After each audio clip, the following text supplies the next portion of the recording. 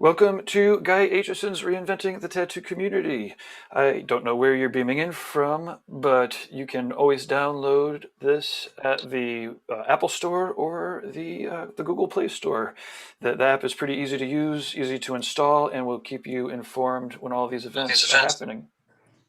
You also can check us out where you might be seeing us on either Facebook or YouTube, but ultimately either the community channel or the YouTube Reinventing the Tattoo YouTube channel will be the definitive places to catch all of the programming and all of the replays.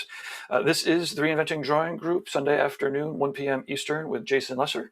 And if you are a tattooer or an apprentice or even just somebody who's drawing, you are encouraged to beam in. If you go to the community, you can also just go straight to community.reinventingthetattoo.com.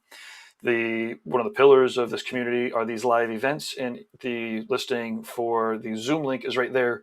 And if we put it out all over the place, then we end up getting spammed, so we don't do that. Anyways, you're encouraged to beam in. It's always fun to catch up, and if not, you can just catch up with the conversations. They're fun to put on in the background, and people have been saying they love to hear these like in the front rooms of their tattoo shops or while they're getting tattooed. They're basically long form conversations, all based, around tattoos. So while we're checking out how this is working across the networks, you could please um, beam in, or sorry, you could post up where you're beaming in from and how it's working for you. And I am going to share the screen here. Okay. So let's see. Other upcoming shows that we have are another Reinventing Drawing Group every Monday morning with Jake Meeks from the Fireside Tattoo Network. You can check out his YouTube channel. It's awesome. And yeah, every Monday morning, bright and early for Eastern. It's wicked bright and early for Oregon and West Coasters. But it's a great way to start your day. And we have some Europeans join us because it's really easy in the afternoon for them. Every Monday at 9 o'clock p.m. Eastern is the Reinventing the Tattoo subscribers group exercises. So if you are a paying subscriber to the Reinventing the Tattoo canon, it's very reasonable for not only the whole course that's webinars and online chapters and courses. It's also a weekly Monday chance to beam in and do a live exercise with Guy and the whole crew. We're still doing the Tuesdays, how to build a tattoo machine workshop with Tony Urbanik. And no matter when you're watching this, if you go to reinventingthetattoo.com/build a tattoo machine, then you'll get a description, you'll catch a free chapter or two, a free chapter with a couple lessons, and then you will be able to see how well it's awesome. If every 2 hours a week, an hour and a half, 2 hours a week, he's filing out the pieces, parts, and connecting them. He's basically building a machine by hand. It's out of control. Let's see, we have art jams at 1 o'clock, the first Wednesday of the month with Stefano Fabriti. So if you speak Italian or want to learn it, or just want to check out some pretty awesome Italian painters, then yeah, the first Wednesday of the month at 1 o'clock. The Thursdays at noon, every Thursday at noon, the Tattoo Collecting Podcast is broadcasting out with Fawn Baker and Jordan Ruckus, and awesome tattoo collectors with stellar collections. It's always amazing to hear them talk about, how they went from, trying out tattoos to getting bigger and then collecting, and some people just starting off collecting, pretty much from the get-go. It's out of control. Anyways, let's see. We've got Tent Talk with Robert Schull, 7 o'clock every other Sunday. So that's coming up this March 7th at 8 p.m. I believe that's 8 p.m. I'm not sure. We'll have to catch the schedule on that. But it's awesome. He's doing interviews with all sorts of Chicagoland area or Rockford specifically to tattooers and whatnot. And then, yeah, let's see. All of these replays can be found in our ever-growing inspirational library. And if you check this out, actually, we also have a pretty cool inspiring art past and present. So these are all like different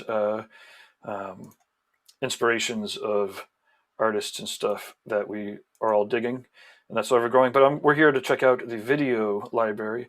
So this includes all of the replays, including the Reinventing the Tattoo podcast. These are the interviews, often with Guy, and he did an art history with Brandon Beam, also with Gunnar and Travis Louis. These are some of the art history talks. Here are some of the machine building panels and interviews. interviews with Tommy Lee and Hana Mantra. It's pretty awesome. It's got a pretty great growing library there. We've got the Tattoo Collecting Podcast, I think it's all 25 episodes. Past episodes of Reinventing Drawing Group, Art Jams, Let's Talk Tattoo with Mark from Needle Jig, the History of Tattoo Conventions, a 9-hour drunk critique that's you can see in the Tattoo Society magazine. A little article on it. It's pretty cool. So definitely pick it up or get your subscription. It's actually amazing. The Tattoo magazine, with really big pictures, and it's pretty awesome. Like just being able to see this stuff really big. It's way bigger than the phone. It's not even there's a reason why Tattoo Society still exists. It's awesome. Let's see. We have Live in the Castro, a podcast straight from the Castro, LGBTQ, and Haley Adams doing the interviewing. Awesome stories, the virtual tattoo gathering replays. So even if you're just looking for, oils 101, and you're just looking to figure out how to get control of it, we have Matt Hurtado did an awesome webinar, painting a donut with Christina Ramos, dark skin body art panel with Andre, a whole crew. Painting a skull with Sean Barber, Guy Aitchison interview with Winsor. This whole community just has so much content, it's out of control. And there is a whole feed here where people can upload all of their different, all the different things, really. So there's exercises that people are uploading, there's streams. This is Andre streaming out, tattooing, so while they're doing live streaming, you can chat in and ask questions and shit.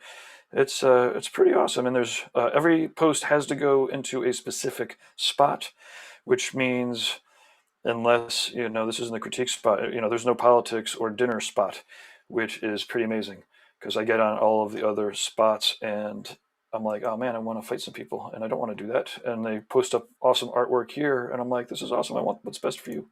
Let's fight in the same direction forever. Okay, thanks to our sponsors, this programming is free. Inkjet Stencils, who has a fantastic setup here where you can print out straight from your Epsons. They've got eco tanks, and again, Andre Malcolm's got a whole mess of videos now, and he's doing demos, and you can chat with him about it. This is specifically for the large-scale printer, and you can see it is printing out a full back piece or sleeve. It's pretty intense. Now, there are a couple of webinars, one with Donna, one with Frank Conception, and ultimately you can try it out and get an inkjet stencil for free. You can get 5 of them for free. If you want to size them right, make sure there's not too much black. Again, check out those webinars real quick. It doesn't take long once you get the hang of it. And yeah, they've got people that will send out 5 stencils to you to check out. Then our other sponsor that I would love to make sure we talk about today is, let's see here. Let me click back. You could always find our sponsors by going to the main menu and all sponsors, and they are all well worth checking out. This is Loose Screw Tattoo is looking for a new resident tattooer. They are a wicked busy shop. They've got a whole crew there that is awesome, every single one of them, so you want to make sure you can keep up. But if you can, do awesome black and gray tattoos and color tattoos. Again, these are tattoos that are coming through the door. You want to bring a clientele, bring a little bit of juice with you. But they'll keep you busy, and you want to make sure that you're turning everybody into a happy client. You're learning how to tattoo better, learn better customer service every day. Jesse Smith is a powerhouse of a tattooer and an entrepreneur. He's got a couple different things going on. He also co-hosts the Richmond Tattoo Convention. They have amazing guest artists coming through. Anyways, they do take some guest artists, but they're really looking for a resident. Either way, let them know that you found out about their openings on Reinventing the Tattoo, and they're going to already have an idea about the type of tattooer that you are. And if you go to Loose Screw Tattoo, click on Join Our Team. There's a little bit of an application here. Like I said, let them know that you found us there. Let's see, other real-world events that you will be able to find us at. The next one that we actually have planned is coming up in November, the International Brussels Tattoo Convention. It's November 12th to the 14th in Brussels, and we will be doing little mini events there every day. We'll have some drawing groups. We will have some seminars. We've got 2 heavies coming in to do awesome seminars. Really excited. We just need to kind of wrap up the final descriptions, I guess. And we all made agreements about it, so it exists. Well, I guess if people are asking in the chat rooms enough, maybe we'll let out who's going to be there in Brussels. But either way, this is a real world event, and there are rumors on the streets that maybe sometime in October we'll do like a Paradise BYOB, because we want to get together, but we're really not sure what we can do. And then we do officially have dates next year for the Hell Cities, May 20th to 22nd and 26th to 28th in the Biltmore. We will be making sure that we catch those shows because they are amazing. Let's see, other things that, you know what? I've been going on for 12 minutes here. Let me yield the floor. Guy, oh, hey, Guy, you're here. And Ricardo, how are you? Awesome. So I'm going to step in the background, and I can be monitoring the chat room a little bit, although Jason's doing a great job of that. And awesome. Well, thanks again, everyone. We will... Oh, sorry. I do want to make sure that everyone knows to always go to courses.reinventingthetattoo.com. And if you are an artist or an apprentice, you should be purchasing the subscription. As I was saying earlier, it is... I guess it's over 20 years now of experience straight from Guy's brain in a multimedia format now. It's the new educational chapters and lessons and layouts are awesome. We're fitting the Monday exercises right in line now with where they belong. And Guy has been working feverishly with Sandy behind the scenes to add new chapters, update chapters. It's looking awesome. Courses.reinventingthetattoo.com. And now I will disappear. Okay, cheers. Thanks, Gabe. Thanks, Gabe. Hey, everyone. Welcome back for another Sunday Drawing Group. Guy, welcome as always. Always nice to have you back here. Thanks. Yeah, I wanted to drop in and see how everyone's final project is doing. I've got mine to a point where I'm going to start messing with color a little bit today, but I know I've got to have it dialed in before tomorrow. So I just wanted to check in on everybody else and see if you had any questions about where it's at before you take it any further. I mean, you know me, I always have questions. Yeah. I never have enough questions is my problem. I was dealing with a major issue with just light source and lighting. I was talking to Ricardo about it a little bit earlier in the week, just bouncing some ideas off of him. Just seeing if I could get like a better concept of where the light was going to be hitting my little cherub. So let me pull that up for you so you can. And I already had it shaded before, but it was kind of a general shading, like you. Mm-hmm. Yeah. Okay, I see that now. It's really sort of an edge light. Right. So what I was like, the one thing that I was really, really struggling with, believe it or not, was the background and then the cast light on the cherub. Right. Because I wanted to have this nice, like pale blue and yellowish kind of glow coming from behind the archway, which I know is going to cast the archway into a much darker shadow. Mm-hmm. And then I was thinking, okay, well, if that light's coming forward more, right? It's going to be wrapping slightly around the cherub in some of those more rounded areas. But if I'm going to have almost like a two-tone, call it like a sky kind of phase, if you will, which part of that would be wrapping around onto that cherub? You know, right. I've got this nice pale blue and bright yellow. Right. So you got the warm and the really cool translate? There. Well, okay. The first thing I would say is, although the way the light is hitting the cherub face is probably pretty literal in terms of how it might look in real life, it still has a, on the edge of the face, it's very much a neg on neg thing. You got that outline, you got the same color of light on both sides of it. So that would, I think in some ways, excuse me, in some ways that might be a more important question than whether to use cool or warm lighting on. I think though, wherever you want to have the strongest highlights, go with the warmer lighting, but use the whole range of the colors that you're using in that sky for the highlighting and the cherub. And I think it'll look really natural. But as far as that edge goes, try a couple different ways. Try just taking a slight... Sorry, real quick. Jason, right now you're showing speaker, so it's showing Guy's work because he's speaking, but he's talking about your screen. So I don't know if you want to show either the gallery Oh view yeah, yeah. You might want or to put yours on. Yeah. Give me 1 second. Pin yourself. Yep. Let's do more. See if I can figure out how to do that. Rope pin. There we go. So, and then while you're doing that admin, if you want to also hide non-camera speakers, then I won't pop up with a little black box whenever I talk. I think I can figure out how to do that again real quick. How would I do that? That would be Meeting that's settings, under- maybe, or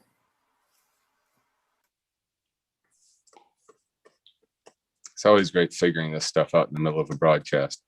I know, right? But hey, if CNN can do it, we can do it. Man. Yeah, they do it quite often too. Yeah. Yeah, they make us feel way less clumsy. And they're professionals. Right, quote unquote. But yeah, I think when it comes to this new tech, we're all beginners. Yeah.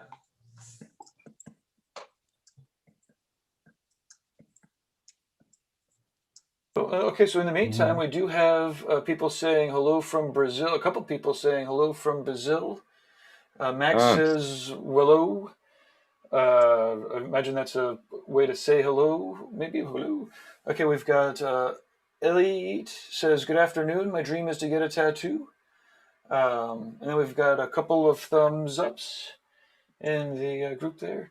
But yeah, so Jason, like I said, at the least if you put it into gallery mode, then it won't be flipping back between whoever's speaking, and maybe you could pin people.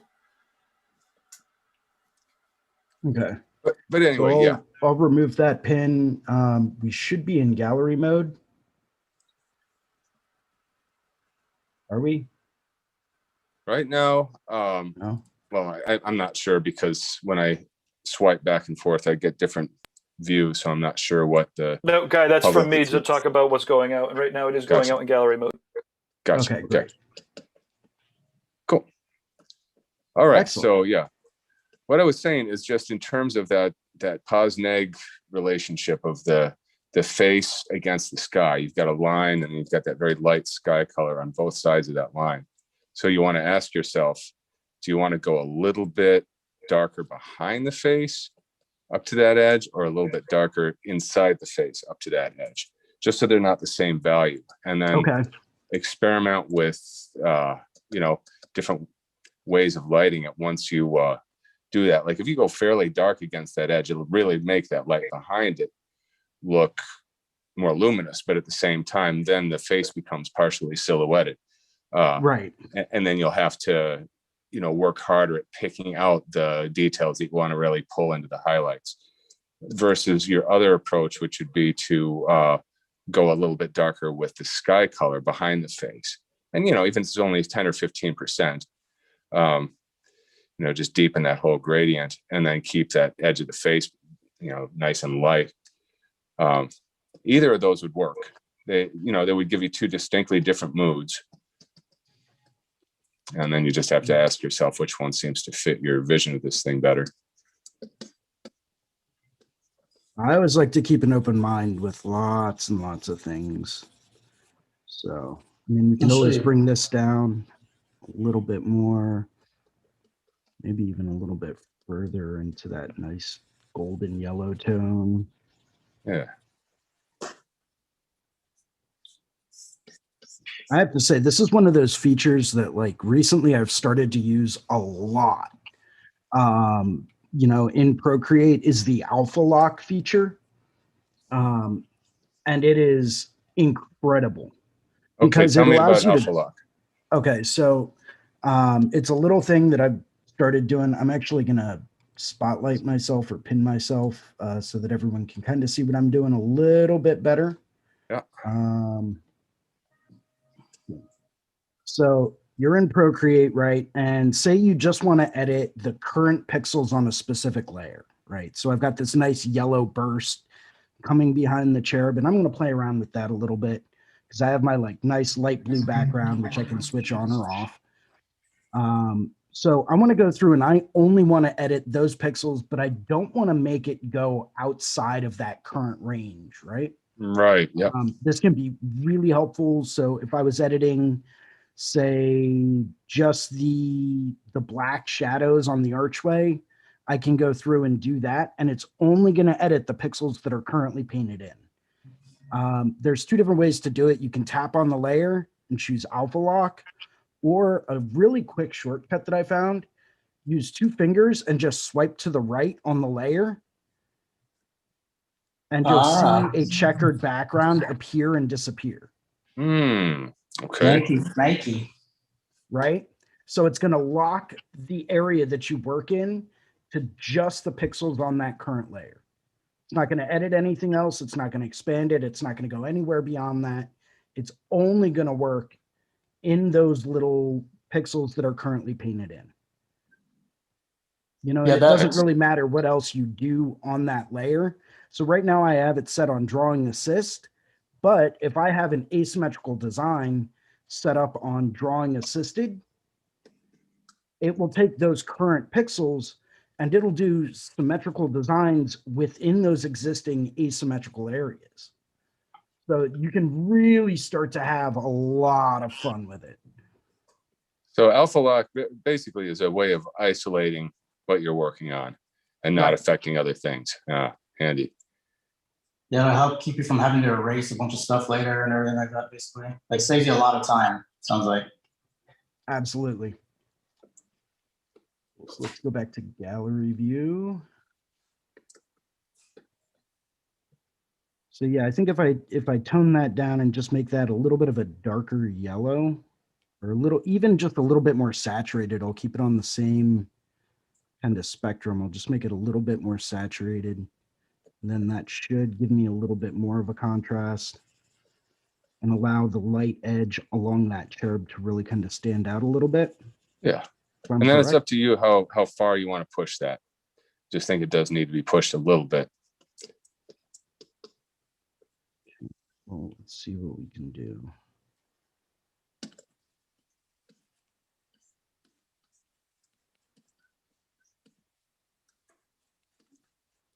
It's definitely one of those kind of designs that the more you work on it, the more work it needs. You know. Yeah. I'll show you mine real quick if that's okay. Yeah, I'd love to check it out. Yeah, I'll spotlight you. Yeah, 1 second. Cool, you're on spotlight. All right, let me pull this up. I know I got to pick it up towards the camera, but hang on 1 second. I'm going to show you the underlying drawing with the colors that I have so far. I don't know if you can see that or not. Man. Oh yeah. Your shading is fantastic.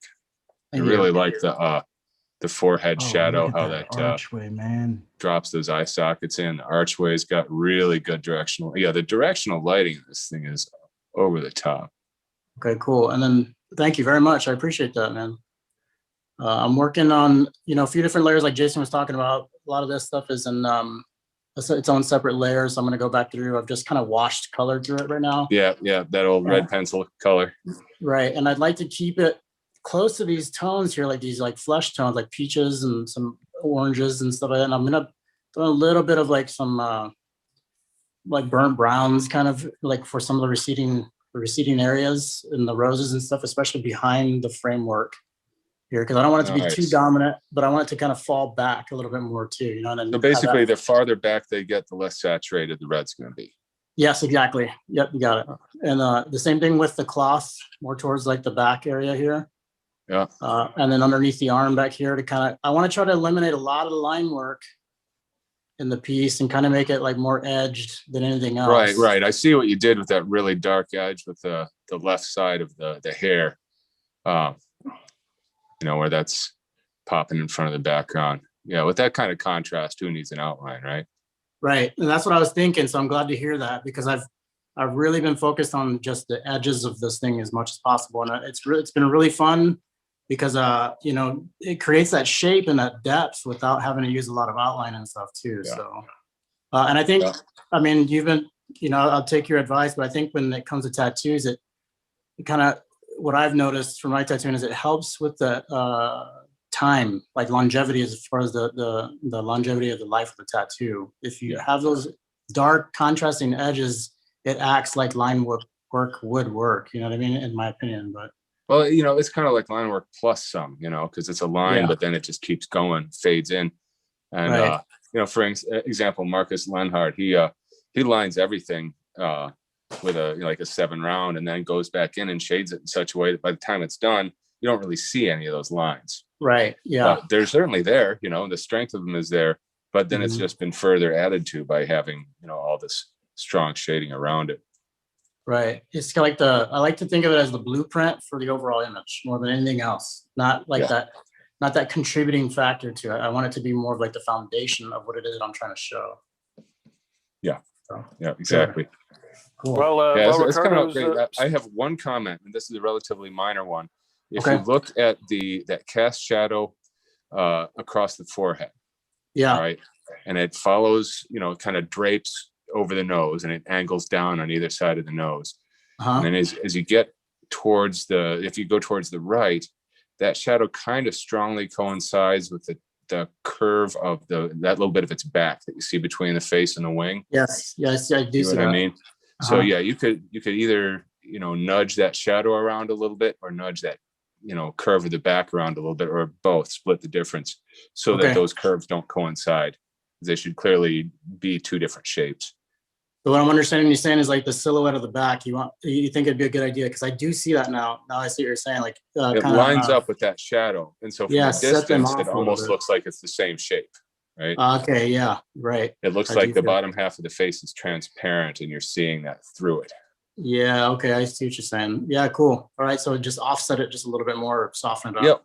Yeah, or the shadow, you could also curve it. You know, as it gets to the edge, you could. I mean, it already does a little bit, but you could, you know, just strengthen that curve in the shadow so that it clearly doesn't line up with that the curve of the back. It's a very minor thing, you know, but those are the kinds of things I'm always looking for. And I might be seeing it more clearly than you, simply because I'm looking at your drawing much smaller than you are. Right. So if you back off and, you know, put the iPad down and step away, or just shrink it down really small on your screen, you might see that also. All right, killer, man. Thank you. Yeah, coming out great. Thank you. Natasha in the Facebook chat room says hi from New Zealand. So I thought that while Ricardo was on there's just some visitors there from New Zealand. I know that you sent an email down to one of those shops. Yep. Sounds like Jason Leeser is ready to go too. Man. Yeah, you better throw me in your suitcase, bud. Let's go, dude. I'm ready. It's Jolly Octopus Tattoo is the shop down there. Actually, Hannah goes down knows the fella, the tattooer. Yeah, I visited Australia once a long time ago, and I was supposed to stop in New Zealand on the way back. This is way long ago when Michelle and I had first started dating, and I just wanted to get home and see her. And I was like, all right, I'll see New Zealand some other time. And it just hasn't happened yet. Steve Malley is the fella down at Jolly Octopus Tattoos, currently looking for artists in New Zealand. Yeah, we were supposed to plan. Yeah, man. I was gonna say we should plan a whole South Pacific tour, dude. Australia, New Zealand, and Japan. Oh man, I'm talking my language now. Well, dude, as I told you before, man, my cousin lives over there. We can go and stay with him, and there's a studio down the street we could guest spot at. Let's do that. Sign me up. That'd be pretty intimidating, though, man. Yeah, why is that? I always get intimidated, you know, tattooing in foreign countries and knowing all the like really awesome tattooers there. Yeah. So it's just my own like little self-confidence thing I got to get over. No, dude, believe me, I get it, man. I've had my fair share of like geeking out and fanboying and stuff too, man. I promise you that. So. Oh, I'm a total fanboy, dude. Yeah, like it's like, yep, guilty. Well, trust me, it never stops, you know. Yeah. Even when you get to a point where you got other people who are looking up to you and saying that you're their influence, you know, I'm continually blown away by other people, and it's always humbling. we were supposed to get a visit last year from the Inglorious Hoko. He and I were going to do a back piece. Yeah, we had a client and everything, and he was going to show me some ZBrush stuff, and then COVID hit. Everything got canceled, and yeah, we'll get around to it. Time and And place. then COVID.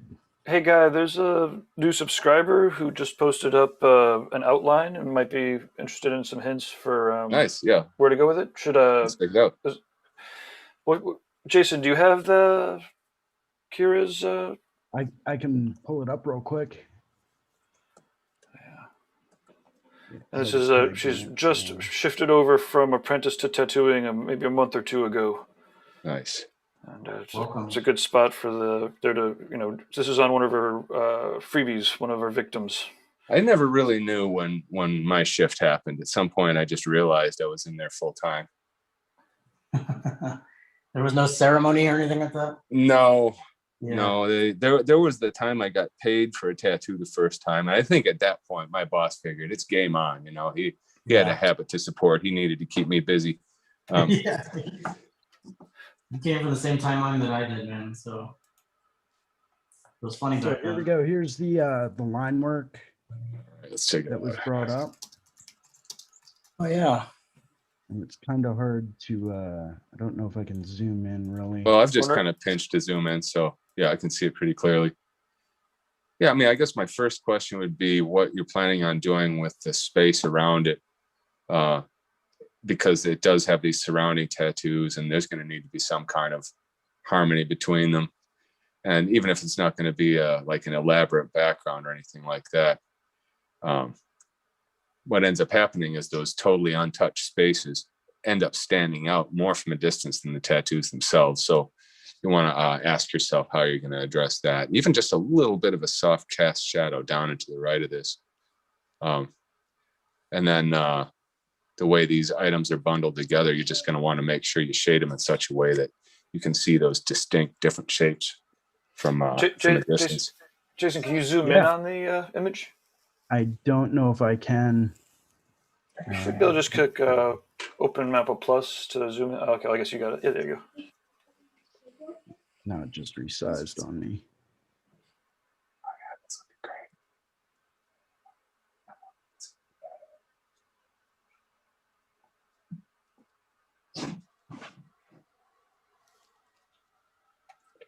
Yeah, and then Yeah, as it far keeps as the resizing line work the itself image. goes, is this the back of the arm here? Hard to tell. Like the tricep area? Looks like it's the inner forearm. Okay. Like right in that awkward spot towards the back of the forearm. Yep. Yeah, which is why it's kind of good to have a design that's got a twist to it. But yeah, I mean, the line work is coming along. Doesn't look bad. I mean, it looks like you've gone back over it carefully and evened it out and built it. And, I'm always going to ask you, how's your stretch? Make sure you've got that skin really tight. I'm going to ask you, how's your lighting? It's more important than you realize. I work with two lights, like 15 inches above my work area. And I try to put them in such a way that I'm not casting shadows on the work. A lot of artists are working in their own shadow. They've got a bright light and then they put their hand down and it's this dark circle where they're actually working. So yeah, better line work is often just about getting better visibility. How are you? Hello. Yep. Sorry, I had to mute you there, Gabe. Okay, let's see, where were we at? I don't know if she's able to post a couple questions, if there's anything specific. She's on the call now. Okay, cool. Awesome. Hey, welcome. Hi. Can you hear me? Yep, We can hear you can. just fine. Yep. I didn't want to put the Hello. video because I'm not actually at a house, but so I did the tattoo actually to the left of that. It's like a little mushroom type deal. She already had the surrounding tattoos around it. So I was trying to just fill the area of what she had and didn't have. Her tattoos are kind of all over the place. So I I don't know how much to say about it really, because I feel like I'm in a rookie era right now still. So um, That's okay. I We're guess all my here to question for improve and you, get better. yeah. Since you feel like you're in a kind of a rookie moment in your life here, I would just ask you what you struggle with the most right now. What are your biggest hurdles, and see if you can put those into words. um, the main problem that I have right now is my magnum control. Every time I have a mag, I know that angle is important. So when I approach the skin with a magnum, let's say like a 5 mag, and I go to fill in an area, I'll approach the skin, but there's no pigment that deposits. And I think, okay, well, that must be one of many different things, which could be my stretch or the voltage I'm running at, the throw that I have. So Okay, are I you using a coil or rotary, and are you I using cartridges? I have a workhorse irons rotor or a coil that I'm using. Okay, And yeah, so every time I use that, I'll approach the skin and I'll hit the skin, but it just won't deposit any pigment whatsoever. And I just don't want to keep approaching the skin and just tearing it up for no reason. So I feel stuck at that point. gotcha. Okay, couple things you can do there. First of all, uh, you might have a little bit too much needle extension. And that's always finding a delicate balance, because too much and it dries up pretty quickly. You stop getting ink flow. Too little and you don't have enough needles sticking out to see what you're doing. So that is a threshold you're going to have to mess with until you find it. And eventually you'll get to a point where you kind of do it intuitively, but in the middle of tattooing, you'll be working, be like, oh, I need better ink flow. And you make a minor adjustment without even stopping and thinking. And you'll have your ink flow, but it's always going to be at the cost of some visibility. So you're going to need to find that threshold, and don't be afraid to play with very minor differences in how much needle extension you've got, because paper's width of difference can make that decision whether it's going to flow or not. Try different tube tips also. That can be a big thing right there. Are you using disposables or steel? I'm using steel. It's a little less expensive for me right now, but I just love using steels. It's an open shovel tube for my magnums, but for when I use round liners or just rounds in general, it's usually a diamond tip that I'm using. Okay. I guess the next question would be the condition of the shovel of the mag. Just make sure it's not grooved up too badly. And that's something that, if you are using steel, every now and then you sometimes have to just get in there with a file and smooth it back out again. That can actually sort of slow down the needle action, as well as impeding ink flow.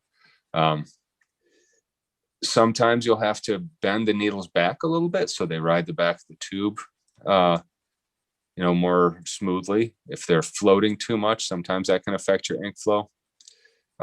So those are several things right there. How much needle extension you've got, the condition of the tube, and how good of a stretch you've got.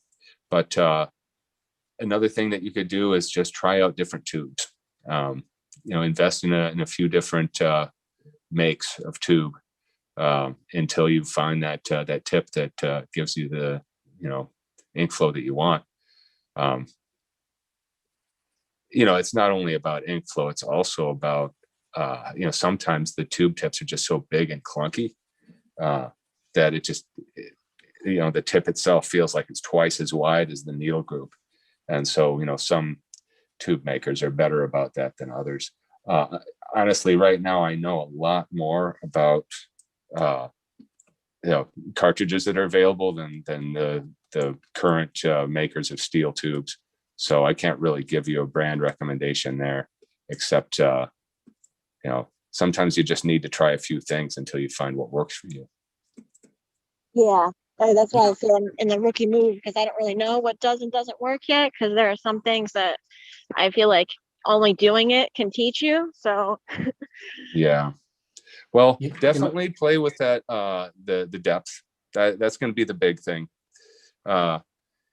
And Also, when you dip into the ink cap to fill up with ink, make sure you load up pretty well. Hold it in there while it's buzzing for a second.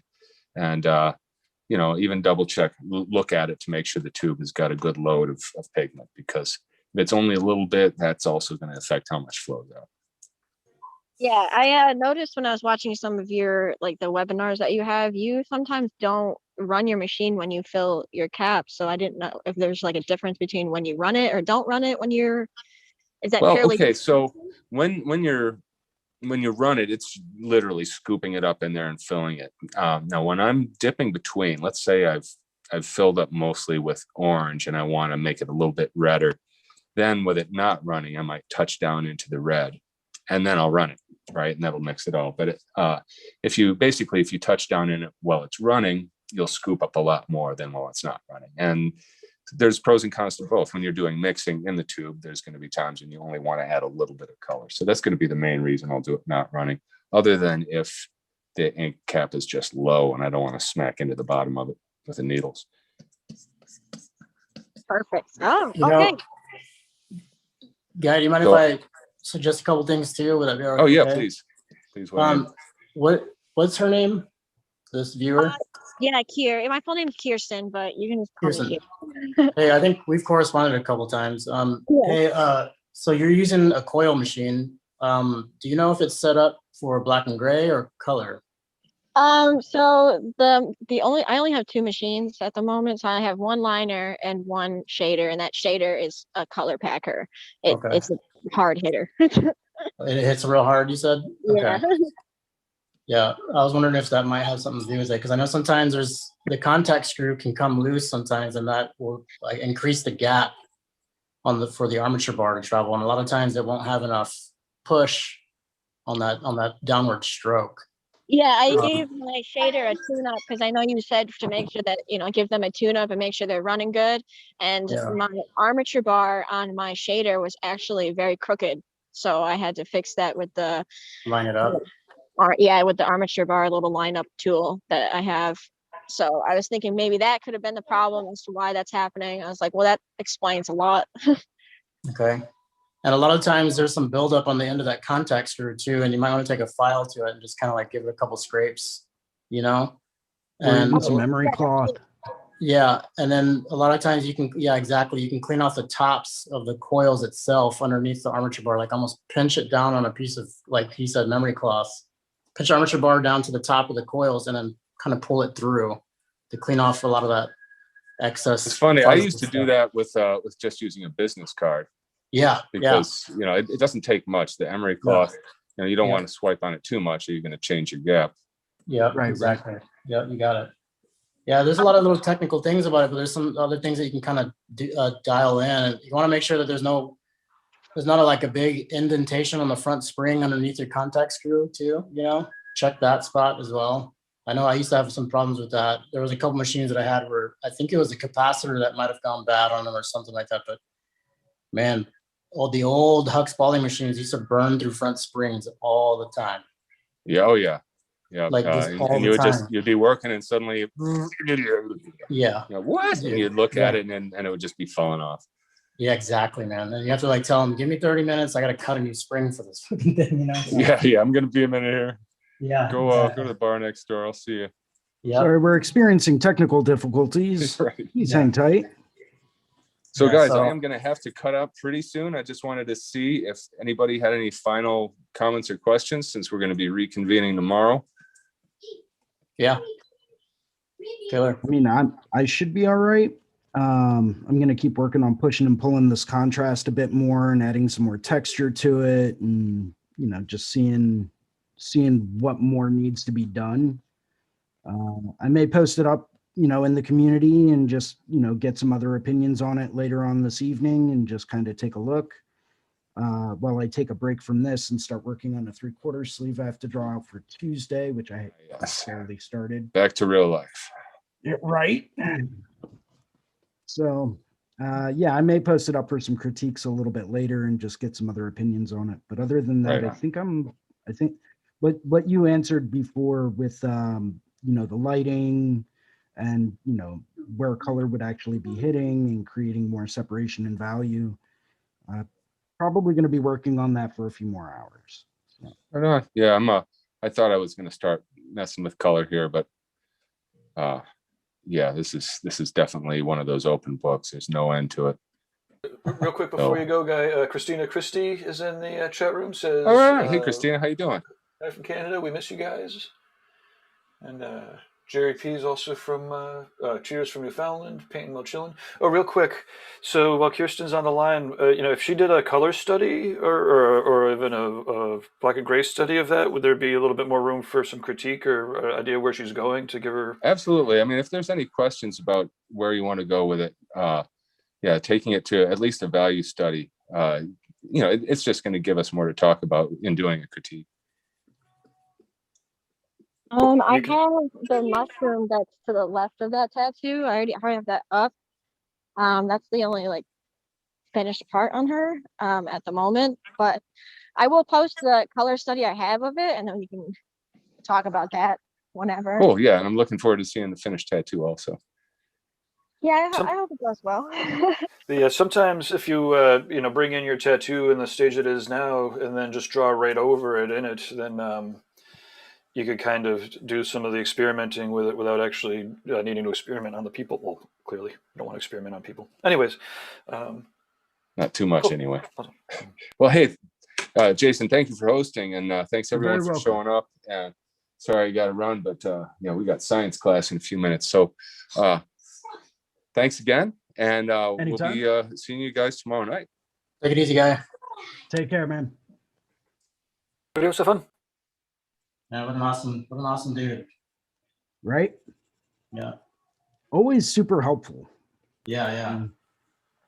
And it's something that it never ceases to amaze me just how helpful certain people can be when dealing with certain things. And I don't know if they ever truly realize the impact that they have, if that makes any sense. Yeah, it does. Right? Like, yeah, you're not setting yourself up to go out and do shit for any kind of other purpose than being yourself and wanting to be treated the same way. You know what I mean? So yeah, it's a genuine kind of quality to it. It goes back to something that I was talking to one of the he's not really what I like to call a tatter tot anymore. He's out of his apprenticeship. He's been tattooing for a little bit, but he's still in that very early beginning stage of really getting his feet on the ground, really starting to understand how to use the medium of tattoo to really execute, tattoos to an effective way. And I was talking to him about it, and I said, listen, like, if you ever want to get together and sign up for a local community college art class or something like that, or let me know. I'll call a few of my friends that, are models, and I'll have them come over and model for us, and we'll just do some life drawing, and we'll go over some certain tips and tricks on just working from life and, just improving your art skills, and he's like, well, thank you. And I said, well, you don't really have to thank me. When you achieve a certain level of proficiency in whatever it is that you do, and it doesn't matter if you're a welder, a plumber, an electrician, if you work with computers, if you're a teacher, once you achieve a certain level of proficiency in anything that you do, it then becomes your responsibility to pass that knowledge on to the next generation of people, right? Right.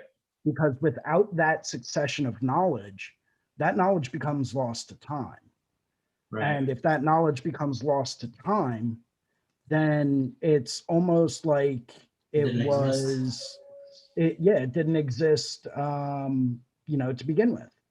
Right. So it's like, this is just me repaying the debt from people that have shared knowledge with me. Right.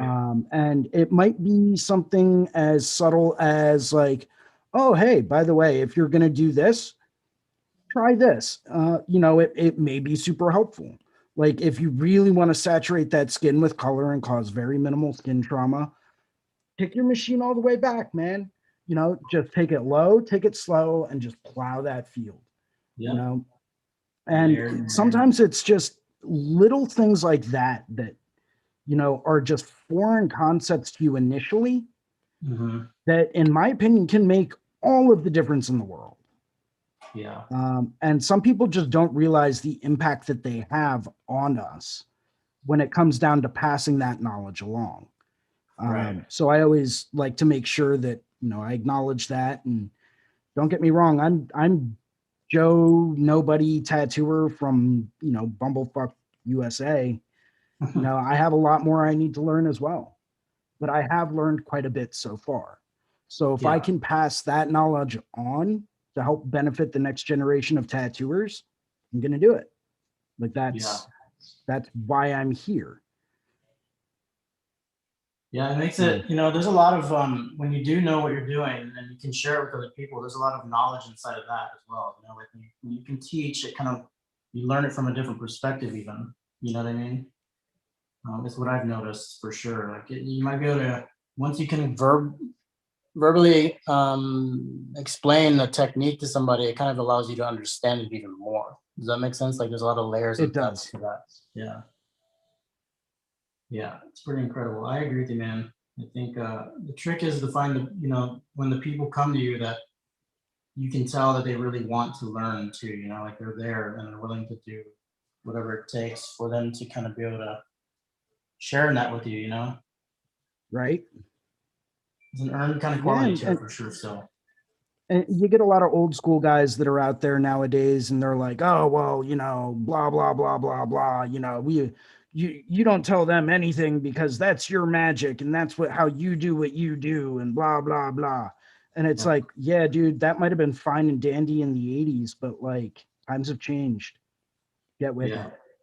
And I'm not saying, you know, I'm willing to sit down and, you know, like teach someone that hasn't gone through formal training on, hey, this is the right way to do this, because I'm not at the point in my career where I would feel confident even considering taking on an apprentice. But someone that's already got their feet on the ground, that's gone through an apprenticeship, that knows at least the basic fundamentals, ask me questions. I'll give you answers and I'll share the knowledge that I've acquired so far.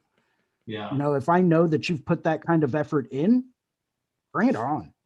Right. You know, Right. I'll sit down, I'll, you know, figure out a time, maybe we'll get together, maybe you'll come down and get tattooed from wherever you are.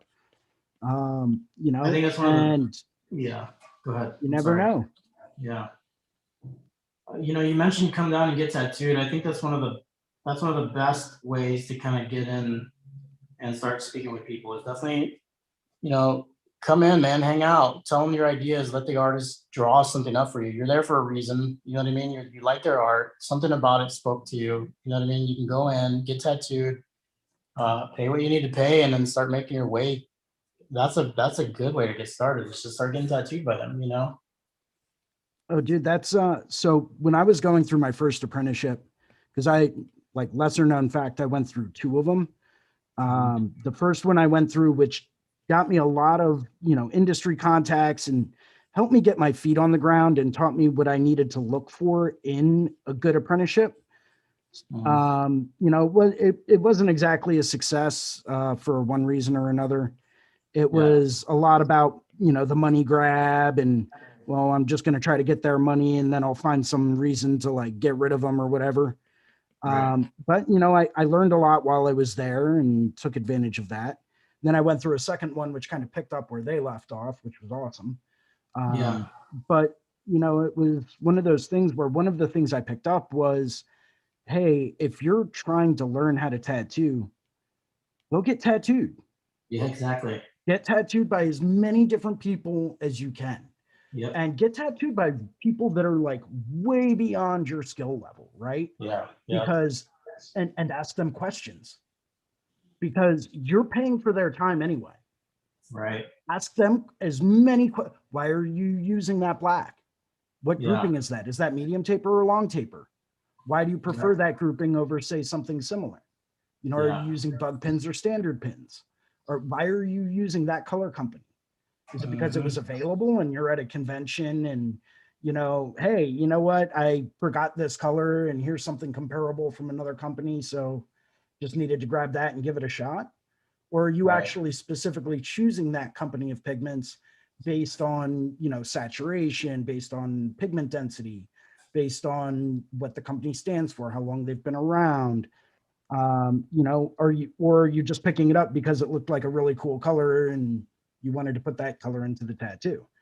Right. You know, there's all of these tiny little different nuances, right? That Mhm. really can help set certain artists down a path to success. Yeah. And like I've taken the trip and I've flown to London before to get tattooed by a guy from Canada. It's You know, awesome. and dude. I asked him every question I could. Yeah. I went to a tattoo convention out in Rome and I didn't even know I was going to get tattooed that weekend, but I found someone that, you know, was very, very reputable, my friend Tibbs. Um, and I was like, wait, you're doing walk-ups all weekend?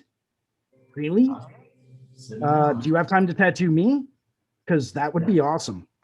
Yeah. And he sat down and we talked about everything, man. That's About, cool. oh, you know, who are you really looking up to in the industry?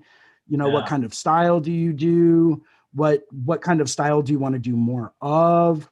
You know, and all of these tiny little nuance things that just, you know, well, why are you using that brand?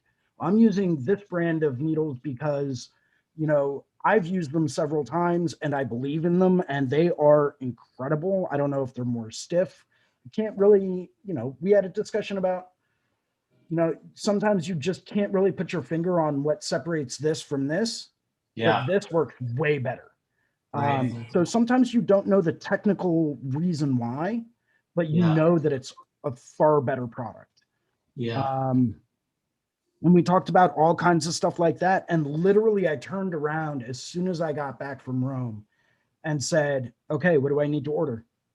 And sat down Yeah. and placed a huge order, new machines, new needles, Yeah. like literally completely changed my entire setup based on, you know, the knowledge that I had gained because I saw the result on myself. I saw how quickly I healed. I saw how easy everything went. You know, I was looking at everything from the voltage they were running their machine at to the angle they were holding it, how much needle hang they had popping out, what brands of pigments they were using, you know, how, and they sat down and just drew the tattoo on me. They didn't go in with a stencil or anything. So like I was Awesome. watching the whole process start Yeah. to finish Yeah. and asking 1,000 questions. And that really, really helped me realize that what I learned in that first apprenticeship was 100% spot on. You Yeah. know, when you can go through and you have that opportunity, it's going to put you down a whole different road to success. Yeah, I agree with you, man.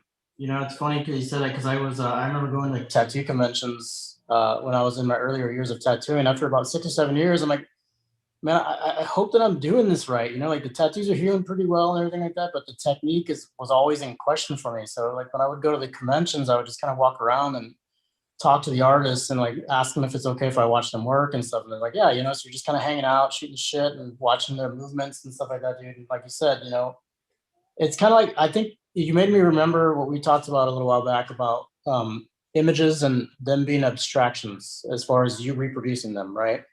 Right. And I think it's the same thing with setup and like, you know, technique and like, you know, machines that they're using and stuff like that. Just because you're using the exact same stuff that they are, it's always going to come out through your own filter, you know. So it might Absolutely. change it up a little bit, and that's the cool part is that you've started from a solid foundation because you see these guys work, you've talked to them, you understand that they're reputable, and you can understand that you have confidence in the information that they've given you. You know what I mean? And then it ends up morphing into your own thing, dude. And then you get to hand that down to the next person, like you were talking about. It's a pretty awesome thing, you Yeah, and know. it's like anytime I talk to anyone about, you know, that's asking for advice on like, hey, how can I get brighter colors, or what brand of colors are you using, or what type of black are you using, or anything like that, it's like, listen, this is what works for me for right now.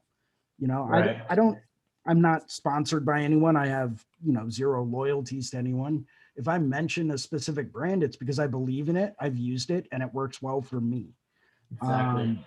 You know, I've tried just about everything under the sun at least once, as Yeah. far as tattooing goes. Don't do drugs, by the way. They're very bad. Some Which brings are me to my next really point. fun.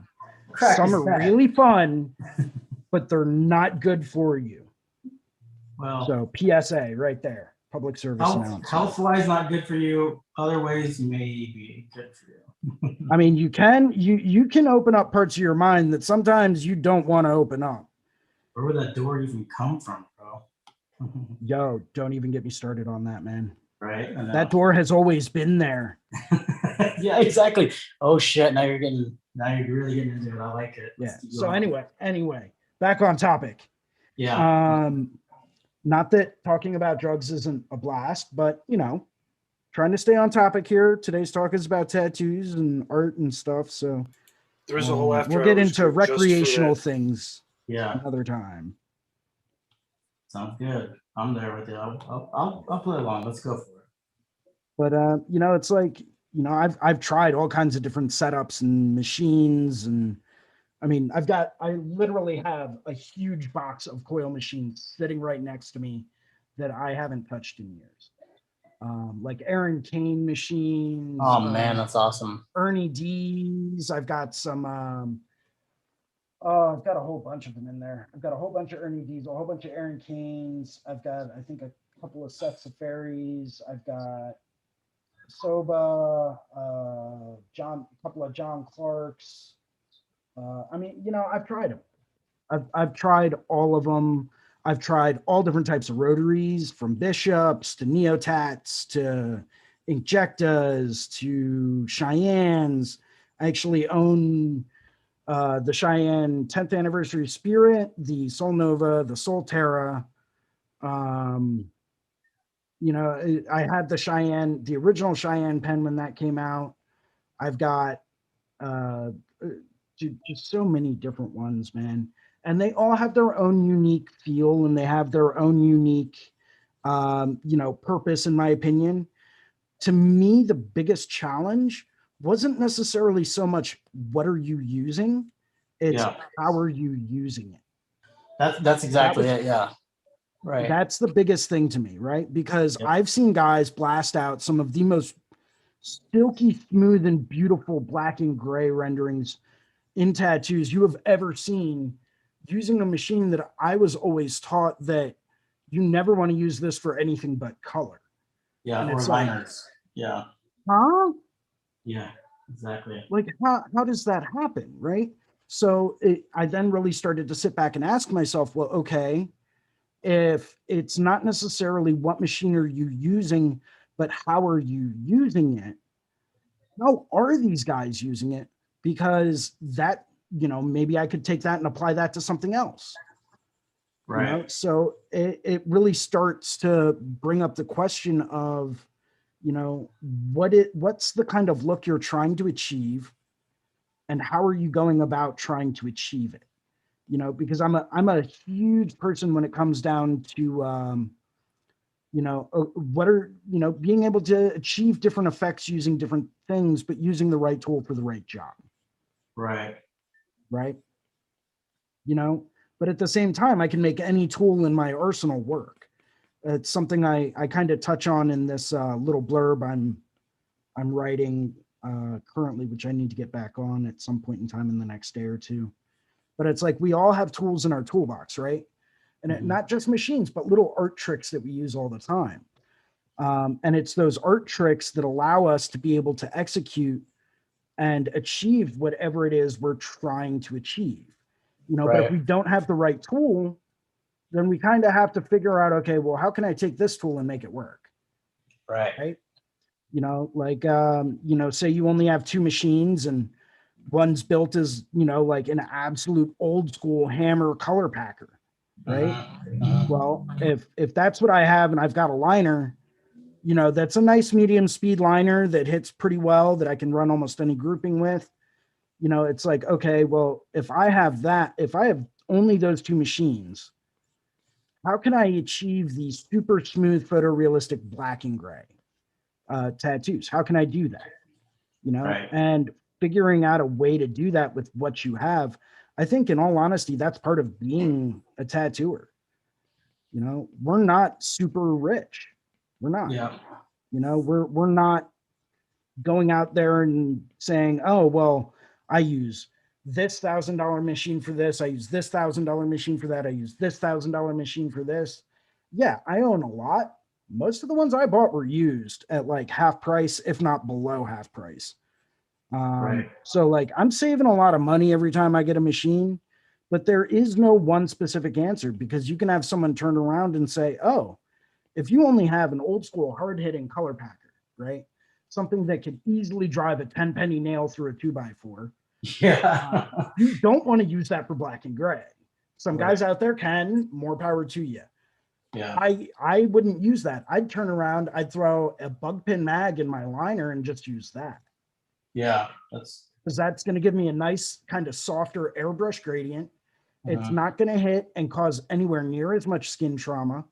You know, it's going to be light and fast enough that I can really achieve a nice, smooth, like black and gray whip shade, or I can set it up and run it a little bit slower and just really work on those black and gray builds. You know, Yeah. that's how I would tackle said situation. Instead of going through and using, say, like your standard number 12 mag and that color packer to try to go through and do black and gray. That just, I mean, you're kind of shooting yourself in the foot at that. Once Yeah. again, there are some people out there, they can do it and it works beautifully for them. That's great. I couldn't do that. You know, I know my own limitations. And I think that's another thing that, you know, isn't really stressed enough in today's like tattoo world, is know your limitations when you're first starting out. You know, Yeah. you're not going to be able to execute a tattoo that maybe a handful of people in the world can execute during your first year of tattooing. It's not Yes. going to happen. You know, and I know people that never, you know, they might have gone through like one apprenticeship that ended prematurely for whatever reason, but they got these machines and this ink and now they think they know everything. And it's like, Yeah. really? Let's take a look at your work. Right. Let's examine this and let's see what you're actually capable of doing. Yeah. That's, You know, yeah, I've seen that a lot, man. I think you're right, because I've seen a lot of people just kind of start learning their tattoo and then they open up their own shop and stuff like that. And it's just stunted from then on out, because they've refused to kind of continue to put themselves out there and get that criticism that's needed, that constructive criticism that's needed. I agree with you completely. you know, I call that a tattitude. Yeah. And I actually think I got that term from a tattoo artist magazine from many years ago. Mhm. And it's like, you know, these people that just think they're all high and mighty, and it's like, cool, you can do photorealism. That's great. But are you Yeah. at Bob Tyrell level? Right. Are you at Nico Hurtado level? Right. Are you at any of these other, are you at Shane O'Neill level? Are you at any of these other phenomenal black and gray tattooer levels? No? Okay, well then you still have more to learn. You know, Yeah. great, you can execute a solid color tattoo. That's awesome. But are you doing color work like Victor Chill? Yeah. No You doubt. know, are you doing color work like Devin Cooley? Yeah. Like how, you know, if you're not, and you're not at that kind of a level, then you still have more to learn. Yeah. You know, and if that's all you can do, well, you know, I'm sorry to hear that. Go through, have fun, you know, and if that's all you want to do and that's all that you can do, that's great. You know, I would never personally want to end up in that situation where I'm stuck doing one style for the rest of my life. Right. Yeah. I feel you there, man. Like, don't get me wrong, the creation part of it, but what you like to do is great. But doing that day in and day out would get kind of, yeah, you get burnt out. You know what I mean? So I agree. Oh, absolutely, dude. You would And get then- so burnt out so quick. And then you're like, well, yeah, but this is all anyone's ever coming to me for. And it's like, well, why is that? Yeah, exactly. You gotta branch out. Yeah. I agree with you, man. I think it's pretty cool that you said that, because there's a lot of, you know, I don't know if you get it, but a lot of times in some of the consultations that I have, people bring in reference material of tattoos, and they're like, this is what I want. And I'm like, well, first of all, no, because that's somebody else's tattoo. Secondly, another artist and that client created that tattoo. That'd be like you stealing the image. You know what I mean? And a lot of times they want it just like that. I'm like, well, you know, what you could do is call this person or get on their email or something like that and send them an email, ask them what their requirements to get tattooed by them are. You know what I mean? Because Right. no matter what, I can draw something like that, and then we would make it to where it's not their image, but of the same subject matter. First of all, you're probably gonna, you're not gonna like that because you want exactly this image, and then secondly, it's always gonna be through my filter, so it's not gonna be the exact same as this picture is anyway. So I agree with you. Yeah, dude. and it's Just- like if you know that if you tattoo that person, even if it's something similar and done in Yeah. a similar style, they're not going to be happy with it because it's not that Right, exact yeah. tattoo. Yeah, and that's what I'm that's saying, it's yeah. important to remember. Mhm. It's always going to be done through the lens of the person that's doing the tattoo. They're always going to apply their own unique situation and their own unique style to whatever it is they're doing. And if Believe it they or don't, not. well, then that's on them. Yeah. But that's what we see more and more nowadays is we see people coming in wanting these gorgeous tattoos that are being done. And it's Yeah. like, well, that's great. If you want something along those lines, go to that artist. That's exactly Why, it. why are you here? Like, are you Yeah. price shopping? Is that it? Right. Yeah, Because the price I'm going to shopping. charge you the same amount that person charged that client, but it's not going to be the same tattoo, guaranteed. Yeah. Because that's not me. That's not who I am as an artist. Yeah. I know my own limitations in that aspect. And, maybe it's something super black and gray photorealism. I know that's not my forte. I know that's not one of my strengths. I can Mhm. admit that. For many years, I was working in a studio that, no one else there except for, I think, one other guy who ended up leaving. And I stuck around for a few other years. But for many years, it was me and this one other guy that could do anything remotely close to realism. Yeah. And it always ended up coming down to us because no one else there could even come close to it. Right. And it's like, don't start throwing people my way saying, oh, this is their style when it's not. And you clearly know it's not, but you're saying that just because you can't do it. Yeah. I'm going to do my own rendition of it, and I'll put big bold lines in it, right? Use Yeah. 1/4 inch thick bold lines if I need to. Why? Because that's coming through my lens filter. That's the way I do things. And don't get me wrong, I diversify as much as I possibly can. I know I'm not a photorealist, so I don't try to do photorealistic work. Yeah. It's not that I couldn't do it given enough time and training, but I know that's not my strong suit as of this moment in time. So I'm going to defer that out. I'm going to say, listen, if you want something color realism, I'll give you a number of different recommendations of people that can do gorgeous color realism, because at the end of the day, I want you to have the best tattoo possible. Yeah. If you see the things that I do, and obviously, if you're trying to book an appointment with me on Instagram, like, I would hope that you've at least looked through my work. Yeah. And if you haven't, well, then that's on you. Or if you're like, wow, this guy does really great bold color neo-trad stuff, let's try to book an appointment for something realistic black and gray. Yeah. Yeah. Yeah. Really? Do you see Yeah. anything on my Instagram that's that way? Yeah. No. Well, it's just, you could do it, right? You're a tattoo artist. It's like, could I do it? Yeah. But, if you went to one of these other people, they would do it way better. And at the end of the day, I want them to have a good tattoo. Yeah. That was one of the coolest things that I heard from a potential client one time was like, are you into this type of tattooing? I was like, there you go. There you go. That's what I'm That talking is the appropriate question to ask. Yeah. Are you into this? Do you like doing this stuff? Because this is what I was thinking about doing. If not, what do you think, man? Who do you think should do it for me?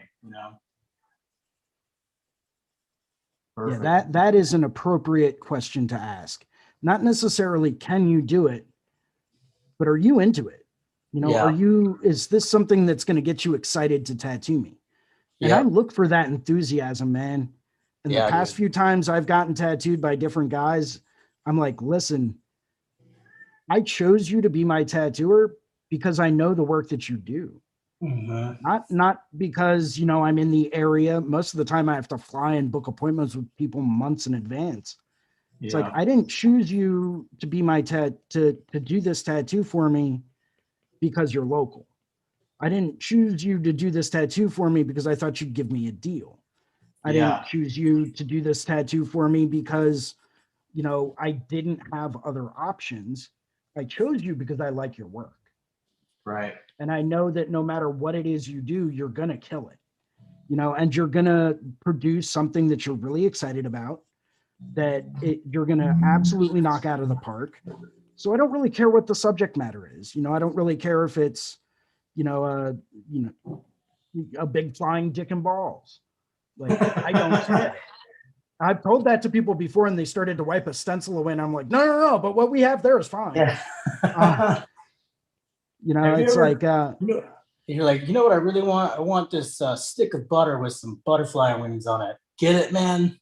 Get it? do it. A butterfly, get A it? butterfly, Dun-dun-dun. bro. Exactly. And that's No, when it's usually like- when I go, get the fuck out of my shop right now. Yo, I'll tattoo that on someone, man. I ain't beyond that. Yeah, no, I'm just joking. If about that's that. what they really want, I'll do it. Yeah. No, I would love to do that shit for real, man. That'd be great. You know, but it's one of those things where it's like, at that point in time, it's like, here's the theme I have going on with this area. I want you to add to my collection, put something there.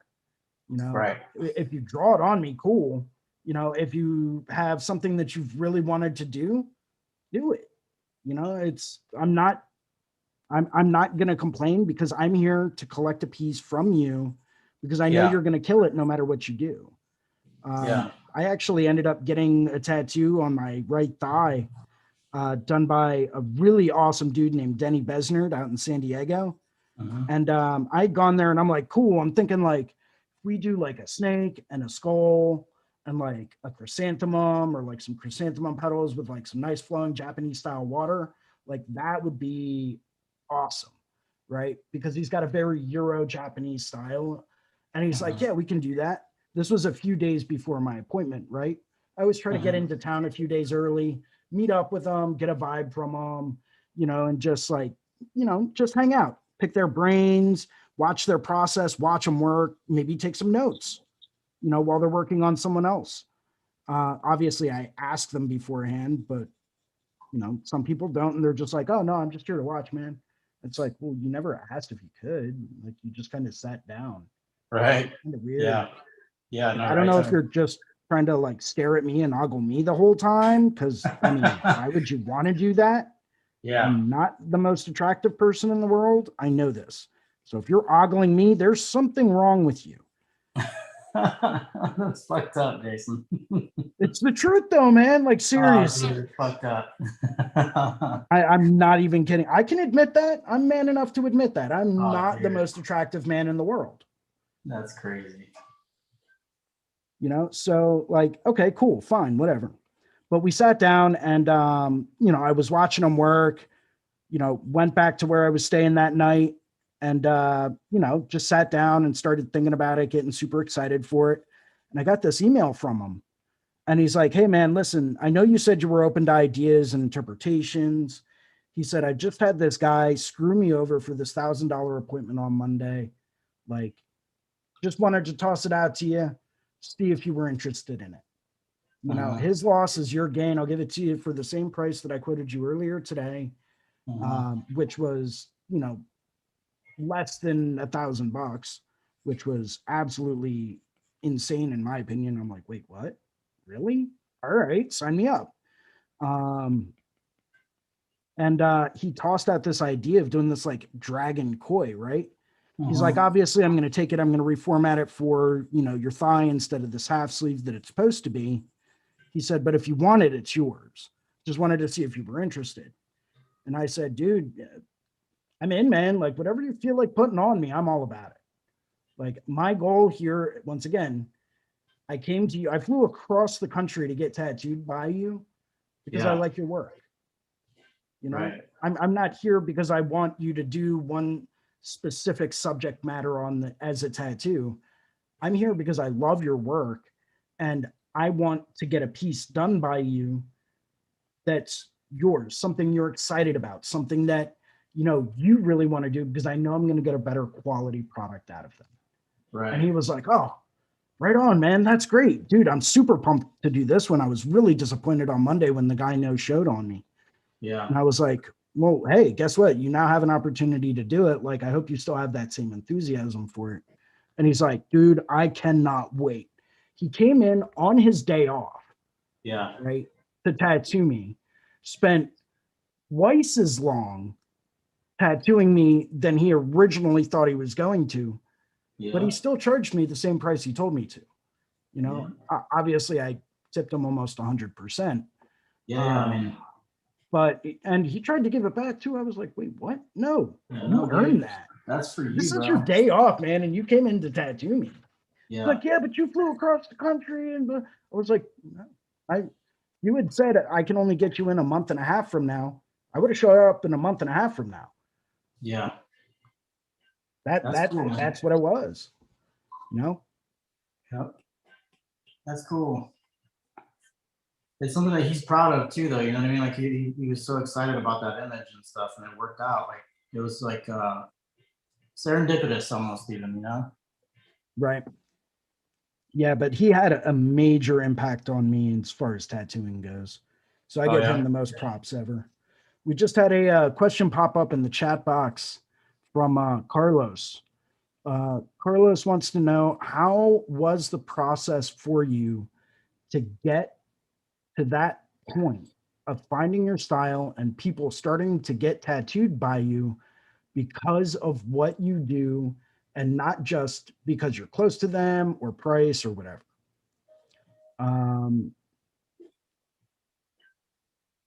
How That's was a the good question. process?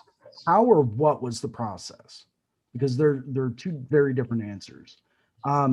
If you're asking what the process was that I did, I just draw it every day. But I would always take subject matter that I really liked, and I would stylize the crap out of it and just have fun with it, right? So, you know, people want a rose. Cool. I'll do a rose. I'm going to draw it in my way and, you know, start really incorporating certain fundamental aspects that I really wanted to focus on more, which was very, very fine and gray lines, almost like non-existent line work on the interior, super bold exterior lines, you know, and a lot of just varied, you know, strongly contrasting light sources. I started to draw just a ton of stuff like that. And I would pin that stuff up on a cork board in my station, right? Any single time I would get someone that came in, they would see the cork board of available designs. And they'd be like, oh man, that's amazing. Like, has anyone gotten that yet? And it's like, no, but we can set up an appointment for it. You know, I don't generally post original artwork on social media.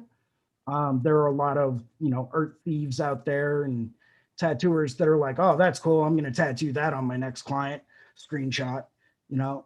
And I don't get down with that. You know, I spend hours and hours and hours working on the stuff that I do. And, you know, I want to be the only person that does that tattoo. So, you know, it's like, those guys can go kick rocks, and I'm going to continue doing what I do. But word started to spread, man. Word started to spread, and it started locally first. You know, it started locally and just started to grow from there. And I was doing a lot more fun stuff that I really wanted to do, that I really kind of enjoyed doing. And then I started traveling a bit more, working at a lot of shows, really starting to network with people in other countries. And, you know, the next thing I know, I'm getting off of a plane from Dublin at working at the Dublin Tattoo Convention. And I'm getting hit up by someone from Toronto asking about, you know, snake on their back. And I'm like, yeah, like, yes, when? Like, let's get this set up, please. Because I love doing stuff like that. You know, it's like, I love snakes, I love flowers, just about anything Japanese I can really sink my teeth into. And just about anything that's really going to challenge me as far as like, okay, how can I do this and really just knock it out of the park? So like I tend to focus on stuff like that and let the word spread organically. So like anytime I go to a tattoo show, you're going to see me with like a little like foam poster board, right? Propped up at my station with like a whole bunch of original up for grabs custom designs. Yeah, that's a good way. And I'll have them all drawn in different colors, like on different paper textures. And, you know, I'll get them to the point that it's like, it's going to catch people's eye. And people are going to walk past and be like, yo, that's awesome. And it's like, thank you. It's up for grabs. If you want to get it done, let me know. I've got time. Great. Next thing you know, I've got them posting it up on social media and they're like, yo, just got this sick new tattoo. Take a look at this guy's work. And word starts to spread in that area. And then you go and do another show somewhere else. Word starts to spread in that area. And then you go and do another show somewhere else. Next thing you know, you've got people from all around the world that are following your work.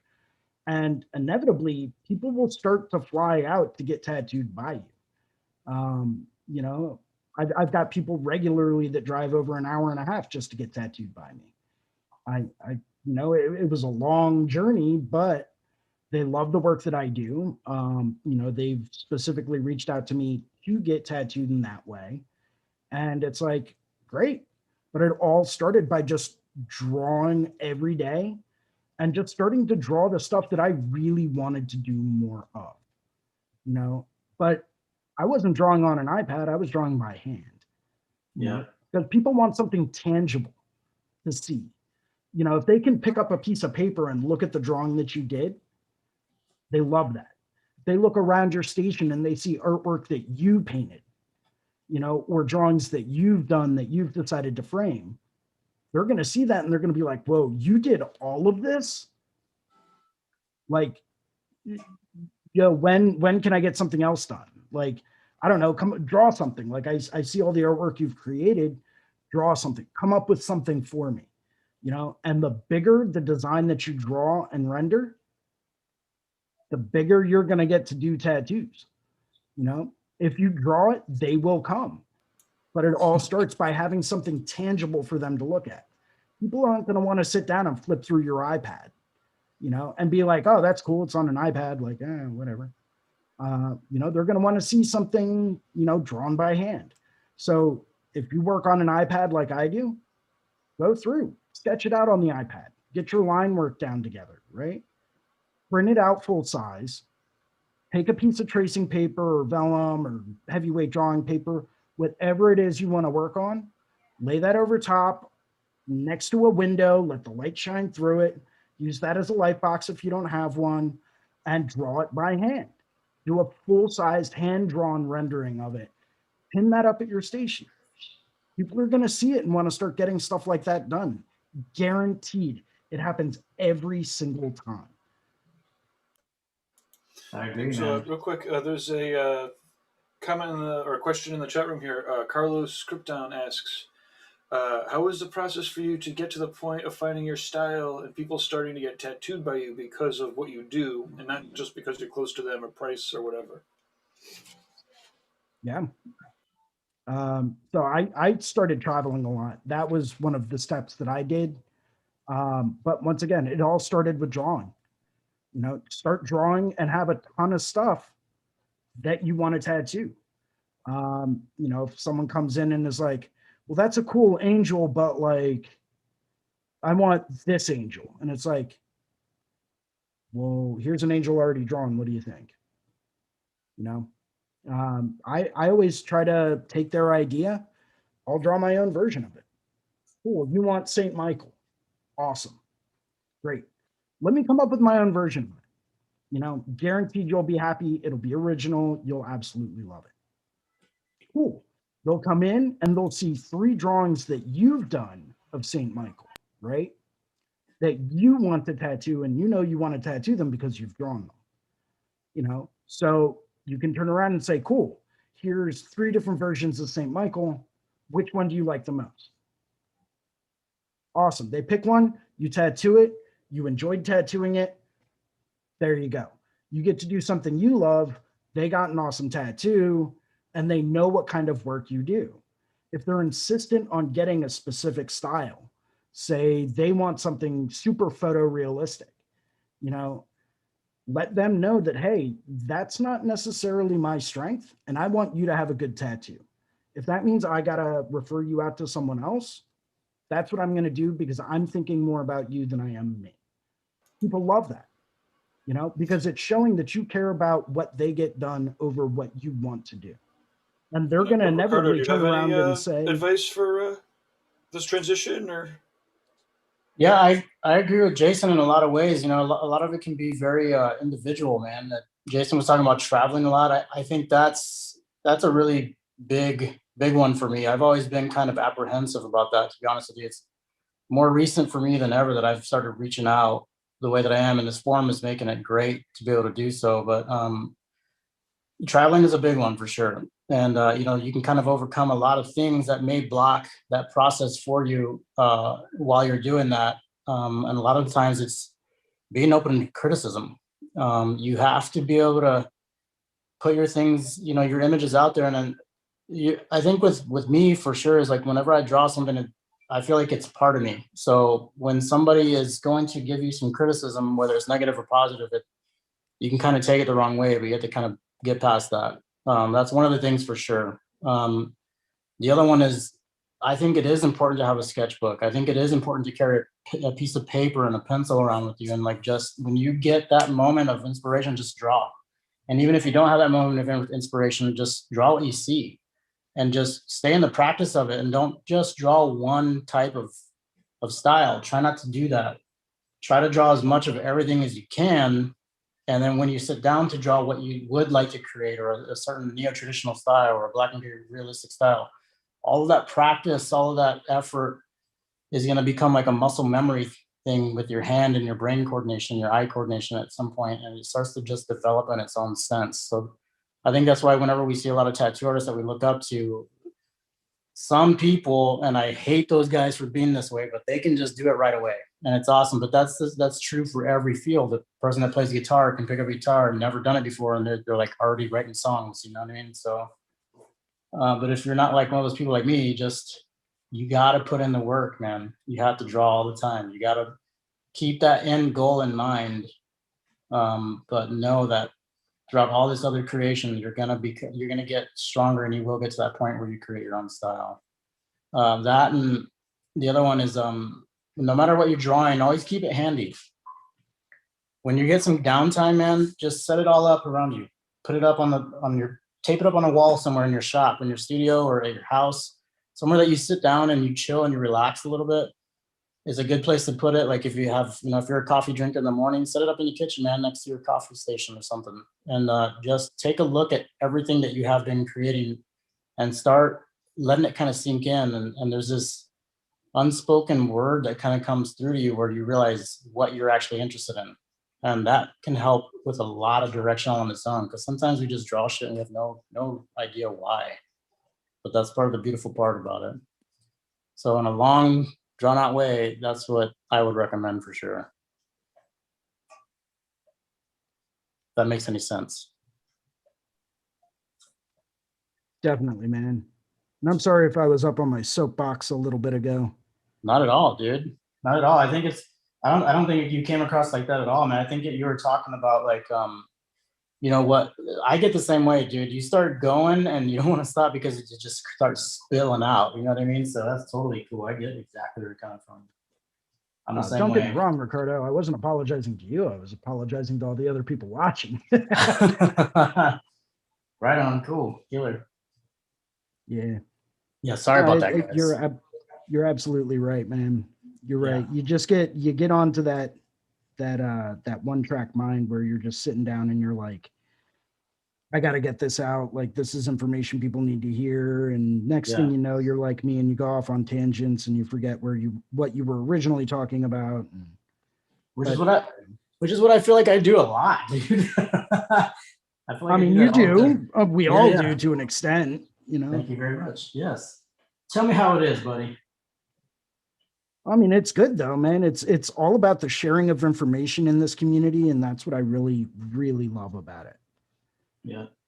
You know, because you never know what little tiny nugget of information is really going to help someone out.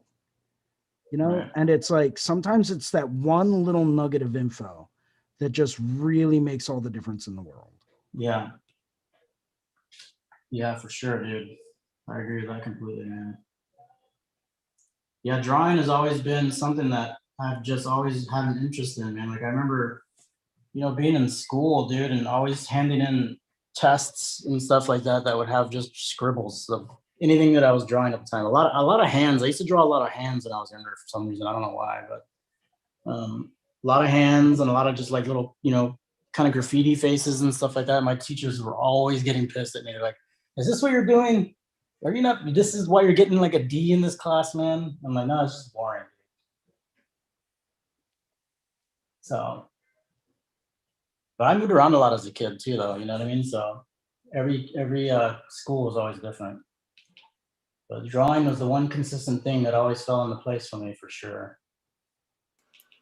Plus, it's fun Carlos as hell. says, I appreciate it. That's very insightful. Thank you. You're welcome, Carlos. Thank you, man. Thanks for asking us. What kind of music are you listening to today, Jason? Right now, nothing. Yeah. A little bit later today, I've really been on like a classical kick lately. Yeah, right on. So, and I just find that like, especially if I'm sitting down and I know I've got a full day's worth of drawing ahead of me, it just helps keep me on track. It helps keep me focused. I'm not like skipping through songs saying, "Oh, I hate this song," or "Oh, this song is too depressing." Like it's just kind of neutral for me. Yeah. So I generally tend to listen to that a lot whenever I've got like a lot of stuff I got to get done. But I also listen to that while I tattoo. I just find it helps create a sense of focus and helps clear my mind. Everyone's got their own thing that they listen to. I know certain people that, will listen to like interpretive jazz when they're tattooing, and it's awesome, and they'll just totally zone out and blank out on everything going on around them. And that's what they got to do to help stay focused. For me, it's classical, man. I'll throw on like movie film scores or like soundtrack music. And it's like, I love doing that, especially when I'm getting tattooed too, man. It's great because like I'll sit back and like those film scores, like think of like the Lord of the Rings, like classical music soundtrack. Yeah. You got Frodo, he's chugging along, right? And then you got Gandalf coming out from nowhere with his big beard and shit, right? And then you got like other cool people in there. And but like the soundtrack alone, if you listen to just the film score, creates a narrative of an adventure, right?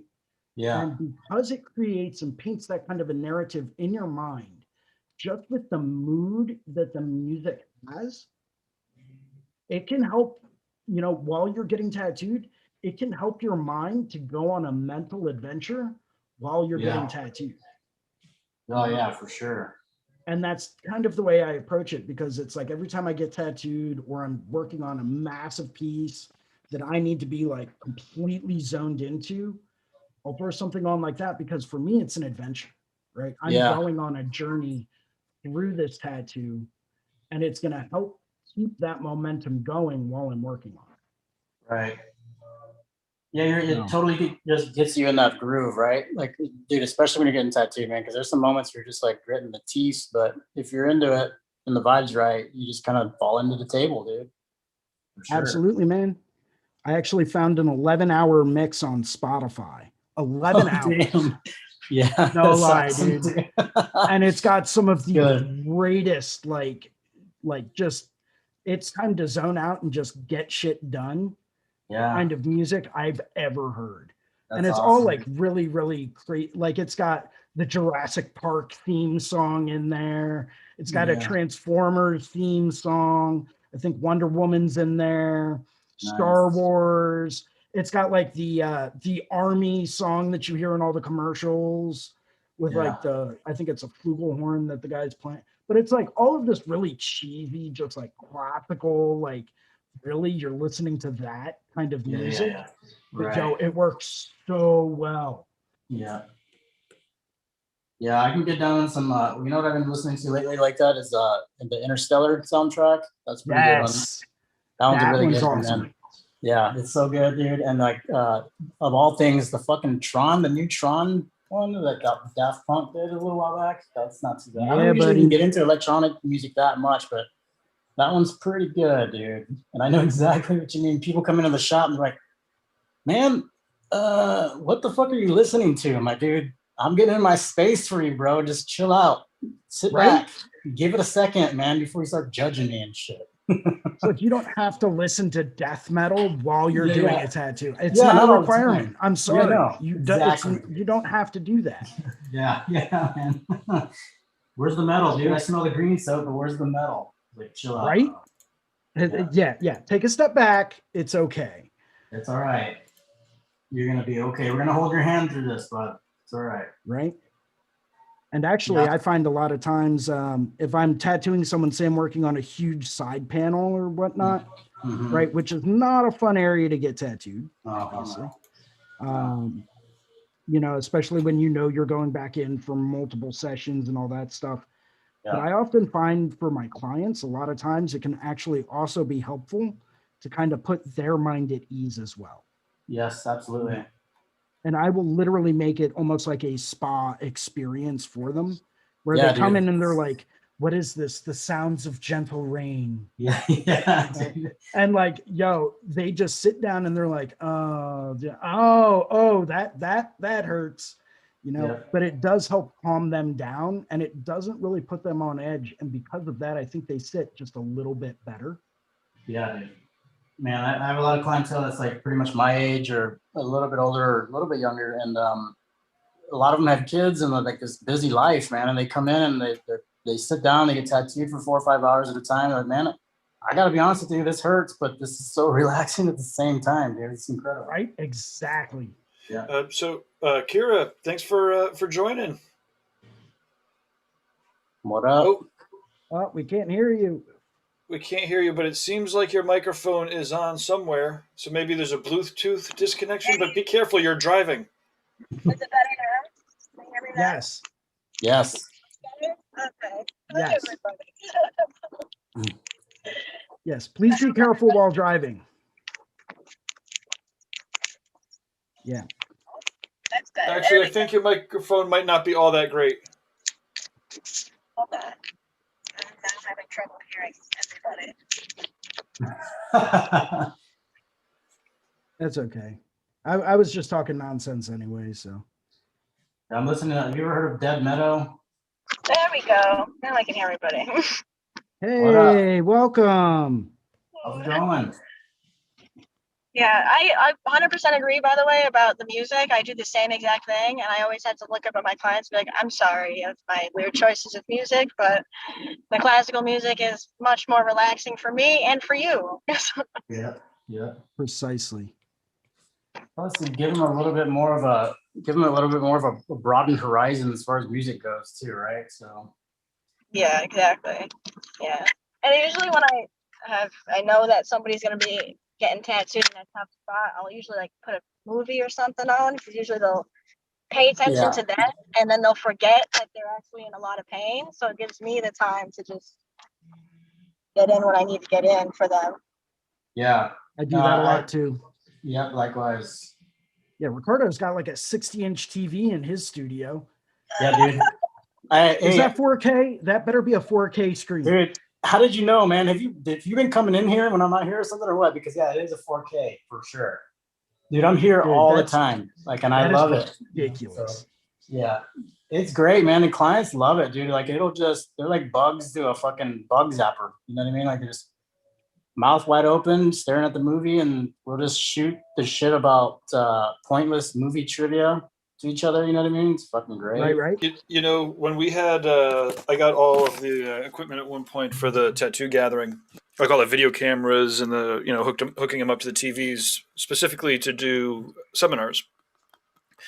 And so I was in the front room of the tattoo shop, and with a big ass TV set up and a wicked new high def camera set up in the front booth.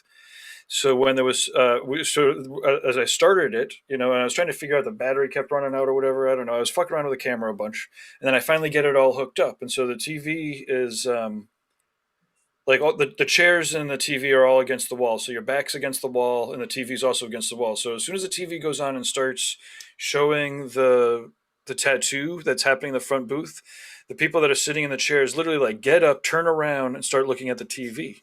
Yeah. You know, and I was pretty tuned into like just making sure all the shit was working. But then I noticed in the back of my head, I'm like, wait a minute, that's weird. They had every opportunity to look at the tattoo happening in front of their very eyes. Yeah. But as soon as it was on the TV, they literally got up and turned around. And so I was interested about. I was just like, I noted that, and then I was playing around. And like 5 minutes later, the camera fucking shuts off, and Oh. I'm like, oh man, the fucking batteries. What is it? What's going on? And they literally sit down and they turn around and they sit down. And I'm like, oh wow, that's crazy. Well, humans are crazy. And so then, you know, I just went along. I tried to figure it out. I got the battery hooked up again. It all turns back on. The TV turns back on. They fucking stand back up and turn around and look at the TV again. It was out of control. But to your point, yeah, it's like, I don't know, you know, it's like moving pictures. The energy that's coming out of it just sucks you right in. It's almost impossible to not look. And again, like I said, this was not even a movie. This wasn't a YouTube video. This was literally the same tattoo that was happening before their very eyes. Now, on the other hand, it might actually be more interesting to look at like a high def version of it pretty close up, you know, Yeah. than it is to like look over someone's shoulder from far away. I mean, that's why we had it for specifically so people can look at the tattoos nice and close up. But Right. anyways, to that point, That's that was awesome, cool. man. I do want That is a great to idea. mention that you guys were talking about some sci-fi channels, and Yeah. the Blade Runner, the new Blade Runner soundtrack is out of control. Awesome. I'm gonna put that one down right now. Yeah, Blade Oh, Runner. dude, whatever, that's a good one. Oh, it's out of control. And then I do want to point out that on the Tattoo Now YouTube channel, at the very bottom here of the homepage, we've got a whole mess of long form concerts and stuff. That's it's not like a massive variety, but what do we got? De La Soul, we got Spangle, White Stripes, Alabama Shakes, Father John Misty. If you go in here and you click like random, there's enough crazy stuff that well, they're all long form, so that Awesome. you can put them on random and then walk away. Anyways, Oh, it's killer, dude. It's on the forum. that was on the Tattoo Now YouTube channel. I'll put a link over it. Okay. You know what? Maybe we'll make one for reinventing too. I can Yeah. start there, and then Yeah. everyone can add to it. And the goal would be to add stuff that's like, you know, again, half hour or longer, so that's worth it from start to finish. Like just like spectacular performances that are, you know, long form. Yeah, Because man, people get killer. into that shit, you know, for long term, you know, sessions and shit. Yep. Yeah, I'll play the what is it? The Iron Maiden, the Beast tour. The I can't remember which one that one was. Fuck, what was it? There's an Iron Maiden tour where they fly around the world, and it's like the 12 shows around the world in so many days or some shit like that. I can't remember what it's called now. I'm spacing out. Anyways, I don't know. That sounds awesome though. Yeah, we love that one. Burden of the Beast, or I'll look it up. You know, I feel like an idiot. Let me see here. Way to go, Anyways. Ricardo. I know, Dropped dude, the ball. totally dropped the technological ball here. Let's see. So Kirsten, do you have any advice for apprentices? Like, how'd you land your apprenticeship? Are there things that you either were told that you didn't listen to, or things that you wish you were told? Oh Jesus. I feel like everybody's apprentice story is either like a really nice time or just a complete horror story. But I thoroughly enjoyed mine. I originally was apprenticing at a small shop. I got the apprenticeship through actually the piercing apprentice was my friend, and she said that there was a spot open, and I had just turned 18, and I was there like the next day. I had taken a bus and gotten to CVS and like printed out like the most horribly quality little tiny photos of my work and shoved it into any binder I could find and showed up there, and they talked with me. I got the apprenticeship. And then that apprenticeship wasn't really the greatest. So one of the artists there actually took me on, and we left and went to a different shop, and that's where I've been. As far as like advice, the only thing that like I would say is to don't think that you're going to turn into like somebody like a Jesse Smith tomorrow. That's never going to happen. So when I No, Jesse Smith didn't turn into Jesse Smith right away. Although yeah, truth be told, he did fucking knock it out of the park right at, pretty quickly. But he also Oh had yeah, like a full military career, and no, yeah, there's nothing against it whatsoever, not against any artist whatsoever. It's just don't expect that you're gonna be the greatest artist on the planet tomorrow, that there's a long journey ahead of you, and it's gonna take a lot of sleepless nights and blood, sweat, and tears to even get to the bare minimum point of the license that you have. Um, my apprenticeship in its full length was like 3 years, and even now I'm still pulling out rookie stuff and just working my ass off to even come out with a nice clean sticker of a tattoo. So the only thing that I really want to comment on is actually going back to Carlos's comment about when you're going to find your style. And honestly, I think it just happens. I don't think that, you really should be drawing to find your style. It just happens over the years. When I was first starting my apprenticeship, I couldn't even draw anything. Like I couldn't draw a circle, I couldn't draw rows, I couldn't draw anything that anybody asked me to do. And even after, 3 years of apprenticeship, I still can't draw a lot. And I still am asking everybody, when am I going to get my style? But you can notice here and there that you're starting to do things in each piece that is like similar, I should say, is the best way I can put it, I guess, to your style that you're developing. And you just get that from studying, from looking at other artists, from expanding your horizons, from painting and color pencils and watercolor and digital artwork, and just get your feet wet and everything is what I can really say. Don't just be a tattoo artist, be an artist, not just tattoos. Do everything. Like I do paintings and color pencils and, you know, doing live portraits and anything you can get your hands on. That's how you can find it. Anybody else want to add to that? I'm just Wise words. Yeah. Very wise words. I really liked what you were saying about like the sleepless nights and stuff like that too. Like I remember when I first started out, man, I was at the shop all the time before the guy got there waiting in the parking lot. You know what I mean? I made all the needles for us and stuff, dude. Sweeping, mopping, you know, drawing all the time. Just studying. It just, like you said, you hit the nail on the head, and you said it kind of just starts to happen. Yeah. Yeah. Yeah, absolutely. And I think the other thing I can add about an apprenticeship itself is don't just get an apprenticeship. Don't do that. Go find your mentor. Don't just go to any shop that'll take you. I mean, sometimes that's great. That's how I did it. But sometimes that'll land you in like the worst possible spot that you could be in. And it'll actually be more damage than good for you. So I think you should actively find your mentor and work for it. Apprenticeships are hard to come by. Everybody knows that.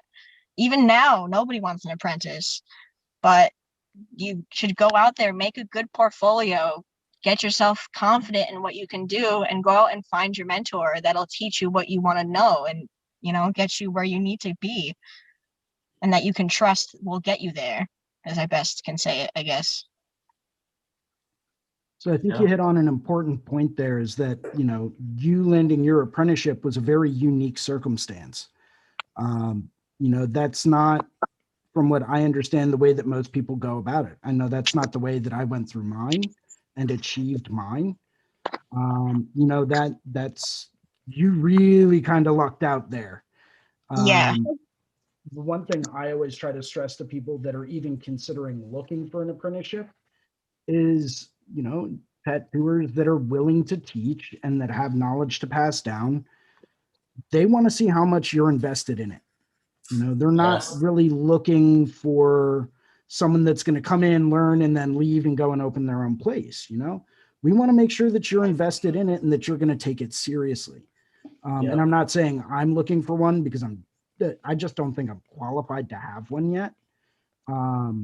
It's not something that I envision myself doing anytime in the next like 4 or 5 years. I'm not saying it's impossible, but I'm just saying that, it's not something I see happening. But I digress. So one thing that I know personally that I would look for is not necessarily an investment in like money or anything like that, but time. How much time are you willing to dedicate just to earn the right to have the apprenticeship? Yeah, absolutely. Because if Yeah. I'm going to spend my time teaching you, and if I'm going to invest my time into getting you up to the point that you can turn around and say, hey, I'm going to work at a convention in, Georgia, or if I'm going to work at a convention in Florida, I know I'm fully prepared and confident to go and work there because of what you've taught me. Yes. If I'm willing to invest the time in to get you to that level, how much time are you willing to invest to learn? That's the way I kind of equate it, because we all know time is money. So how much time are you spending on even looking for one? Are you taking them at no? Are you getting tattooed by the person at the studio? That these are, once again, things I personally look for. If you're going to come in and get tattooed on a regular basis, start asking some questions and say that you have an interest in it, and bring in your art portfolio and start to build that kind of a reputation with the artists that are currently working there. In my opinion, you have a far better chance of them saying, you're a little rough around the edges, but let's have you get in here and start helping us out, taking out the trash and whatnot. There's your foot in the door. Yep. Right? 100%. So, and once you have your foot in the door, you just kind of squeak on through the crack in the door, right? Next thing you know, you're sitting down and they're saying, no, no, no. What did I just teach you? You pull a line like this. It takes a while, but you can get there. Yeah, I think it's important too to know your place. And I think it's a great thing that you said, Jason, way beginning in this, about how you should never stop learning. Like, that's what artists are. You're going to learn until you die, pretty much. So don't ever think that, oh, once my apprenticeship's done, I'm just going to be, coasting. There's no such thing as coasting. You're just going to be working this hard every day, all the time, until you die. Yep. And if you don't like it, find a different career. Yeah, exactly. And I think it's a great thing that tattooing is becoming way more popular than before. But at the same time, you have to be realistic with your apprenticeship. Don't think that, you're going to have a social life. It's not going to happen. No. Yeah. What's that? I Yeah, still don't have one. This is my social life right here. No. For the first 2 years of my apprenticeship, I didn't see anybody. And after the 2 years, they're like, "Oh my God, where have you been?" And I'm like, "Well, I'm grinding." I'm learning. I'm learning. That's awesome. So definitely just be realistic in your apprenticeship. That's what I wish I was when I first started. I was realistic, because I wasn't. I thought that, oh, this is going to take like 6 months and I'll be tattooing, and then I'm going to be this is going to be great. I'm going to be coasting. I'm just going to hang out and chill. And then after till the tail end of my apprenticeship, I'm like, this isn't going to stop. This is just the beginning of it. And I'm going to be more excited about it. And I think that's the mindset you have to understand and be realistic with. Your hands are going to hurt, your elbows are going to hurt, your back's going to hurt. Yes. You're going to be sleepless nights because your body just hurts and you have a 12 o'clock appointment the next day. So there's things to think about and be realistic with. And I know it's awesome to see like awesome tattoos on Instagram and Facebook and all these crazy people traveling the world making art and making money off art, but there's taxing with it. It's not as awesome as just the picture. The picture is just the picture. The tattoo is just the tattoo, and you have 10 more within the next 3 days. Yeah. I think you hit a very important point there as well. It's like, what you don't see is all the hard work that went behind that awesome tattoo.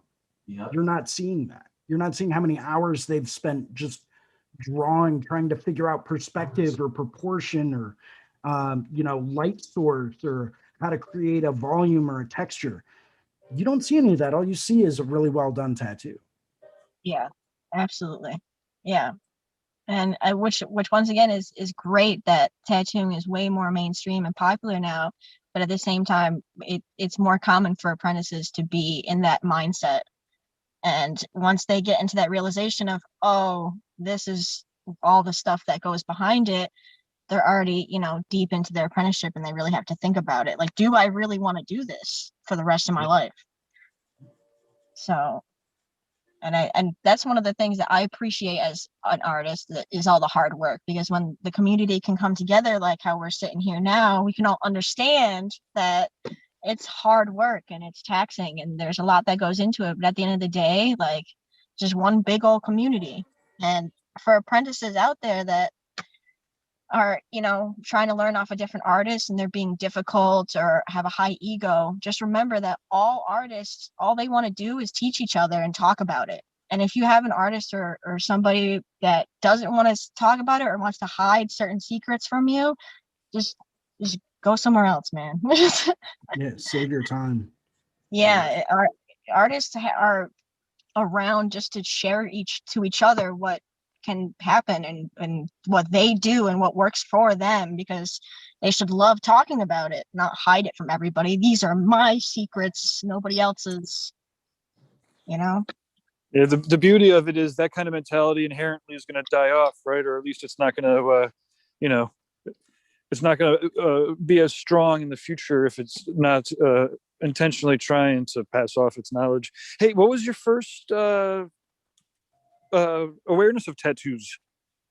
That's a good question. First awareness of tattoos? Yeah, like what, like I don't know, like when was your first time you remember? What are your first memories of tattoos? And then likewise, were you always drawn to art? And what was that shift? But I'm really interested in, you know, your first memories of tattoos.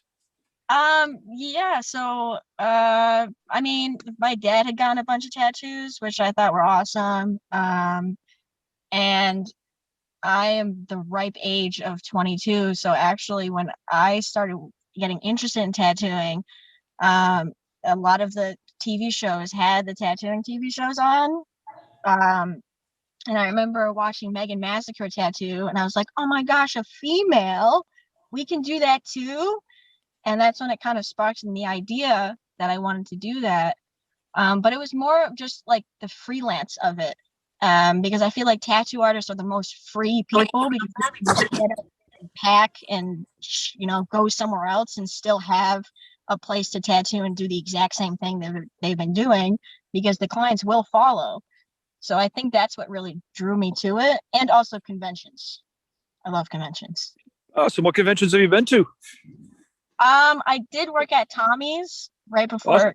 COVID happened. I did Tommy's and then the Boston Tattoo Convention. That was super, super fun. Oh yeah. And what is it that you love about them? The fact that there's live tattooing. I love the live tattooing, because sometimes I'll be the weirdo that just stands there for the whole 5 hours that person's tattooing and just stare. And I love that the public has more access to that sort of realm where they can walk by and see what actually happens behind the scenes. And I love all the pieces that come out. I love how creative people get with their marketing. And I just love watching artists communicate with each other. I think that's the best part about all of it, is just meeting so many artists, and everybody's different and they do different things and they are drawn to different things. But at the end of the day, we all are one big old family that just wants to draw and get paid for it. Fight a little bit. Hey, who did you meet? Who's some of the artists that you met that made a good impression? I met Eric Jones. He's, oh gosh, he's in New Hampshire, I believe. He was one of the first artists I met. Dan Brown, he's towards Boston. He did one of my tattoos. He was also very nice. And this was right before my apprenticeship, when I started going to conventions. So they answered a lot of my questions and I was able to talk to them. They're all super friendly. Let's see. Those are the only ones that I can remember off the top of my head. But I just loved seeing all of the artwork that was there. And I didn't know that they also did like performance acts too. That was new. I don't know if they do that at all conventions. But I know at Tommy's they did like the fire breathing and the sword swallowing stuff. So I thought that was random and cool. Yeah, it depends on the show. Most shows have some sort of entertainment up there on the thing. Usually the shows that I'll end up doing or be involved with are a lot more geeky. So like we'll do like book TV style events on the stage, but that's definitely a difference. Usually there's a variety of acts. What's Jason or Ricardo? What are some of your favorite conventions that you guys have hit up? Go ahead, Jason. Oh, dude, I got a list. So let's see. London by far, London or Paris have been my two favorite ones I've ever been to. London, just like the caliber of artists that were there was incredible. Such a shame that that's not going to be going on anymore. Wicked sad. Paris, Yeah, but you've been to the Paris show? yeah, I went to the Yeah, Paris make me show a few jealous. years Let's back. hear that one. Oh, dude, that was so the venue alone was like incredible. It was, I think it was in like an old sports arena. I got a hotel right by it, by like one of their major transportation hubs. It was a like 20-minute walk to the venue.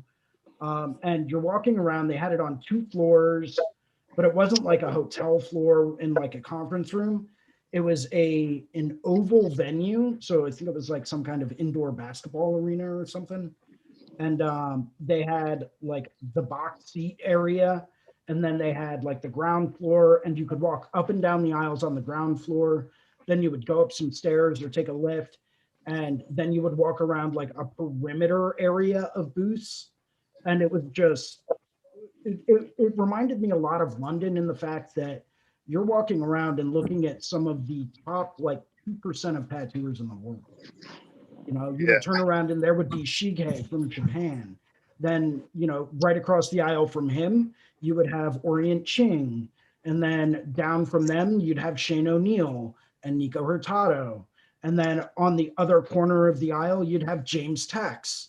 And like, so, I mean, they really covered every possible style you can imagine. And it's like, it was like the cream of the crop of like tattooers that I had ever personally seen. Leap Blue was walking around at one point, and I was like, he's here. He's here. I need to find him and shake his hand. Total fanboy. Total fanboy. As far as like domestic conventions go, Philly, as far as the size of it, is just intimidating, but it's awesome the energy that you have in the air.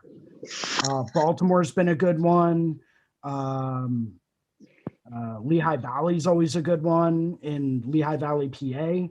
Very, very small, but very high caliber artists. So I really enjoy working at that one and going to that one. Is that a meeting of the Mark? Is that one, or what's the?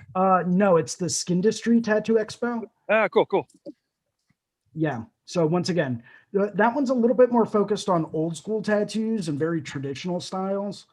But they do have other people that are local that are very, very good at tattooing. And I'm very fortunate, or I guess kind of unfortunate, to work in an area that's like totally saturated with unbelievable tattooers. Guys like Rich Wren, who is like insane with his new school work, Scott Bramble, Brian Donovan. And these guys are all within a stone's throw of where I work. So it's constantly kicking me in the butt saying, yo, dude, you need to do better. Because if you're trying to compete with these guys in this area, you got a lot more work to do. So it's nice in that aspect. You get a lot of guys down in Philadelphia, and even guys in other parts of Pennsylvania, like Studio One with Kevin Riley. Incredible artist. Martin Lacosse's. Stay on target. We're talking about conventions. Yeah, sorry. Studio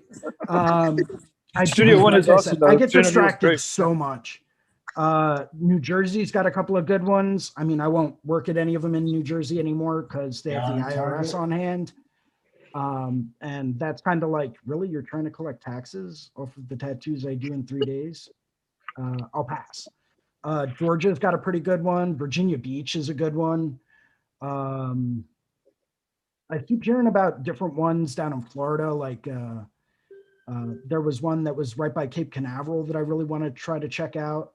Here, Austin's got a great one. Two that I really want to get to, though, are San Francisco, the Bay City Tattoo Convention, and the San Diego Invitational. Yeah, dude. I really want to try to get to those one day. Yeah, those are two heavies for sure. The Bay Area one's been awesome for a long ass time too. The San Diego one awesome. Looks like those lineups are always spectacular. Well, I know Bill Canales, who runs the San Diego Invitational, he actually recruited a whole lot of guys that worked at the London show to fly over and work at the San Diego Invitational.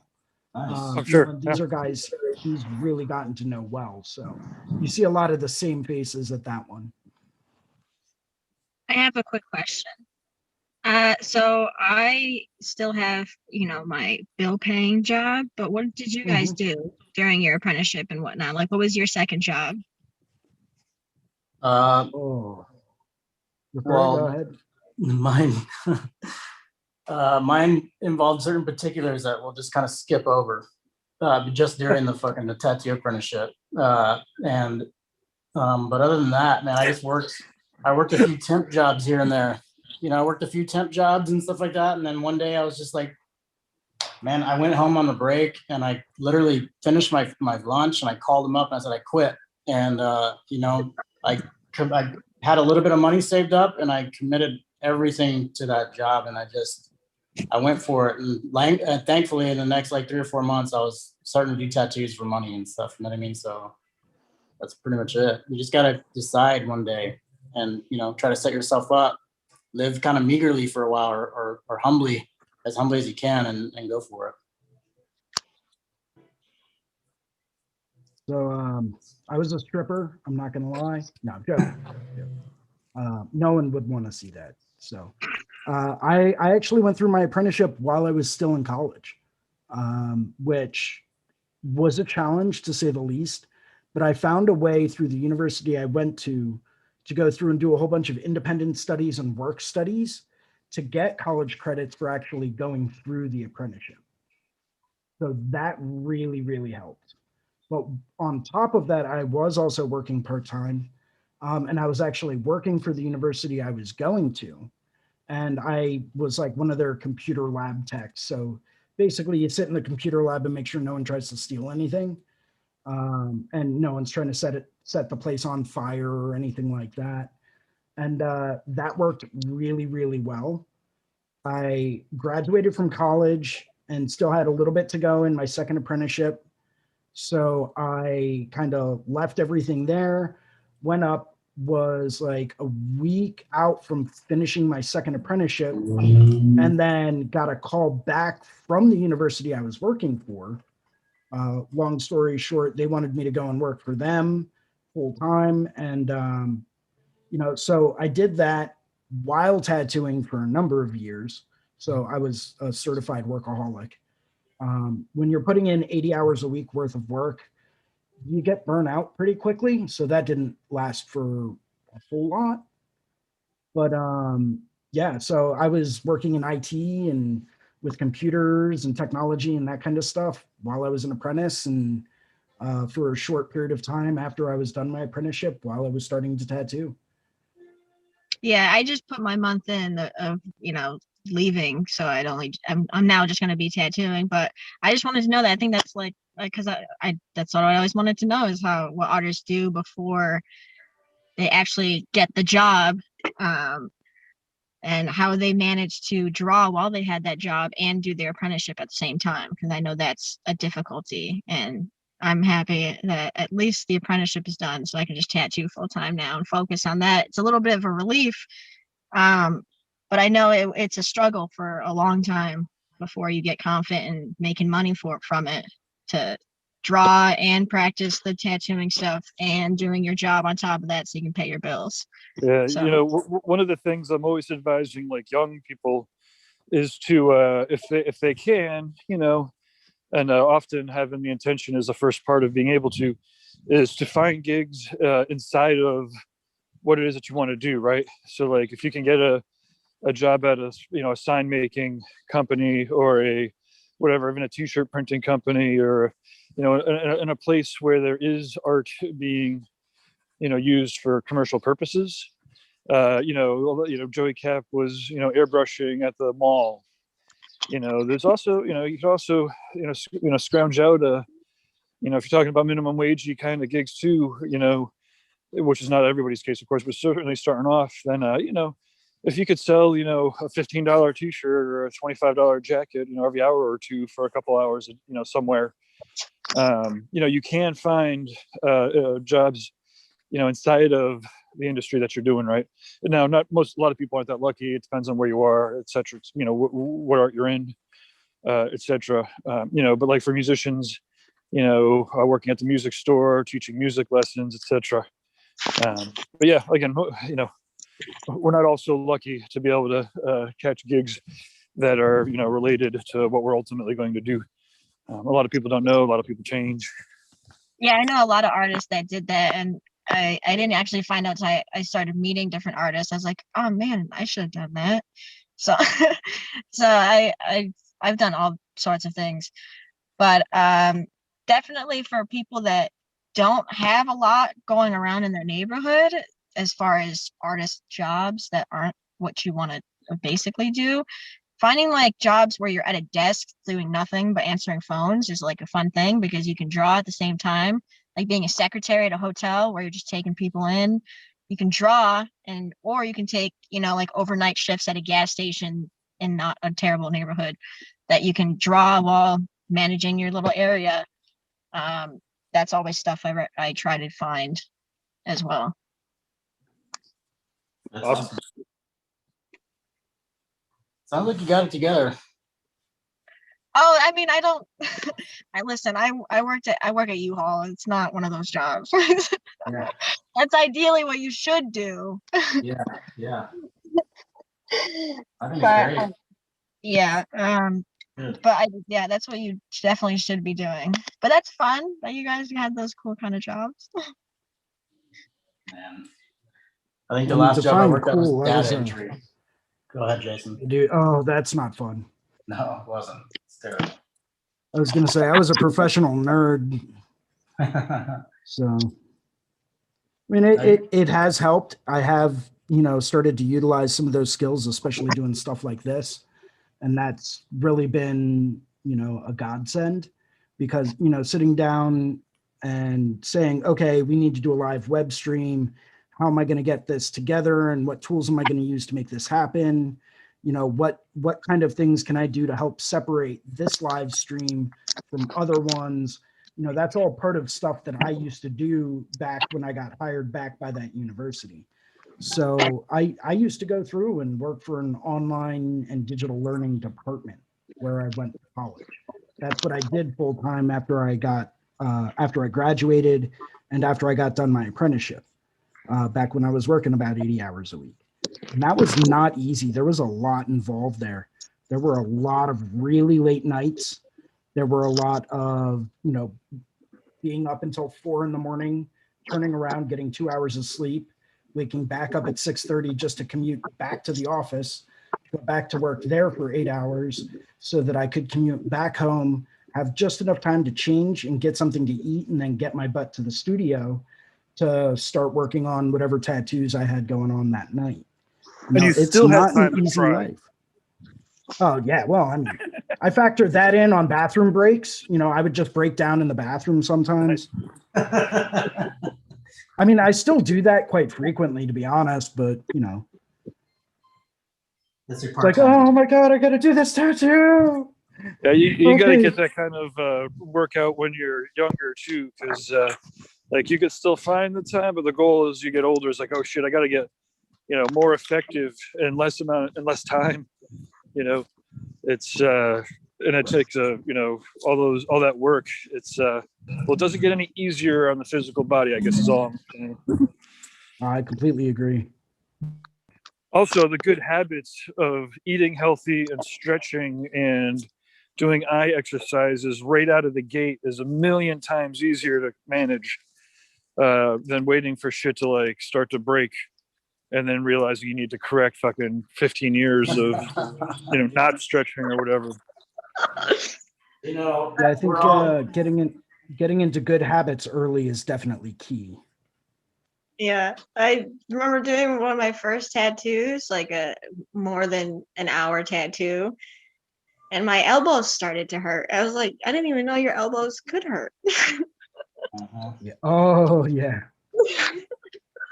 And I said that to all the artists, and they just laughed.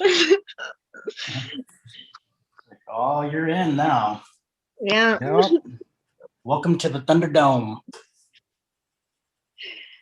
And one of the artists showed me like a I guess a knot that you can get on your elbow if that happens. And I'm like, oh, wonderful.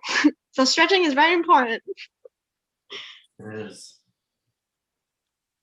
Yeah, You know, stretching other is- parts of the ergonomics, Jason or Ricardo, are either you tattooing standing up, or do you have like the massage table extenders that Adrian Lee's got kicking around, or anything similar? Or No, I'm gonna start looking into those, man. And I do try to stand up quite a bit. I've raised my table up a little bit from time to time, and that helps out a lot. You know, we talked the other day about changing things up a little bit too. Like, don't set your machine up with the same grip size every time you go to tattoo. You know, that's one big one for your wrist and your hands. Yeah, standing up helps out a lot too. So, what about you, Jason?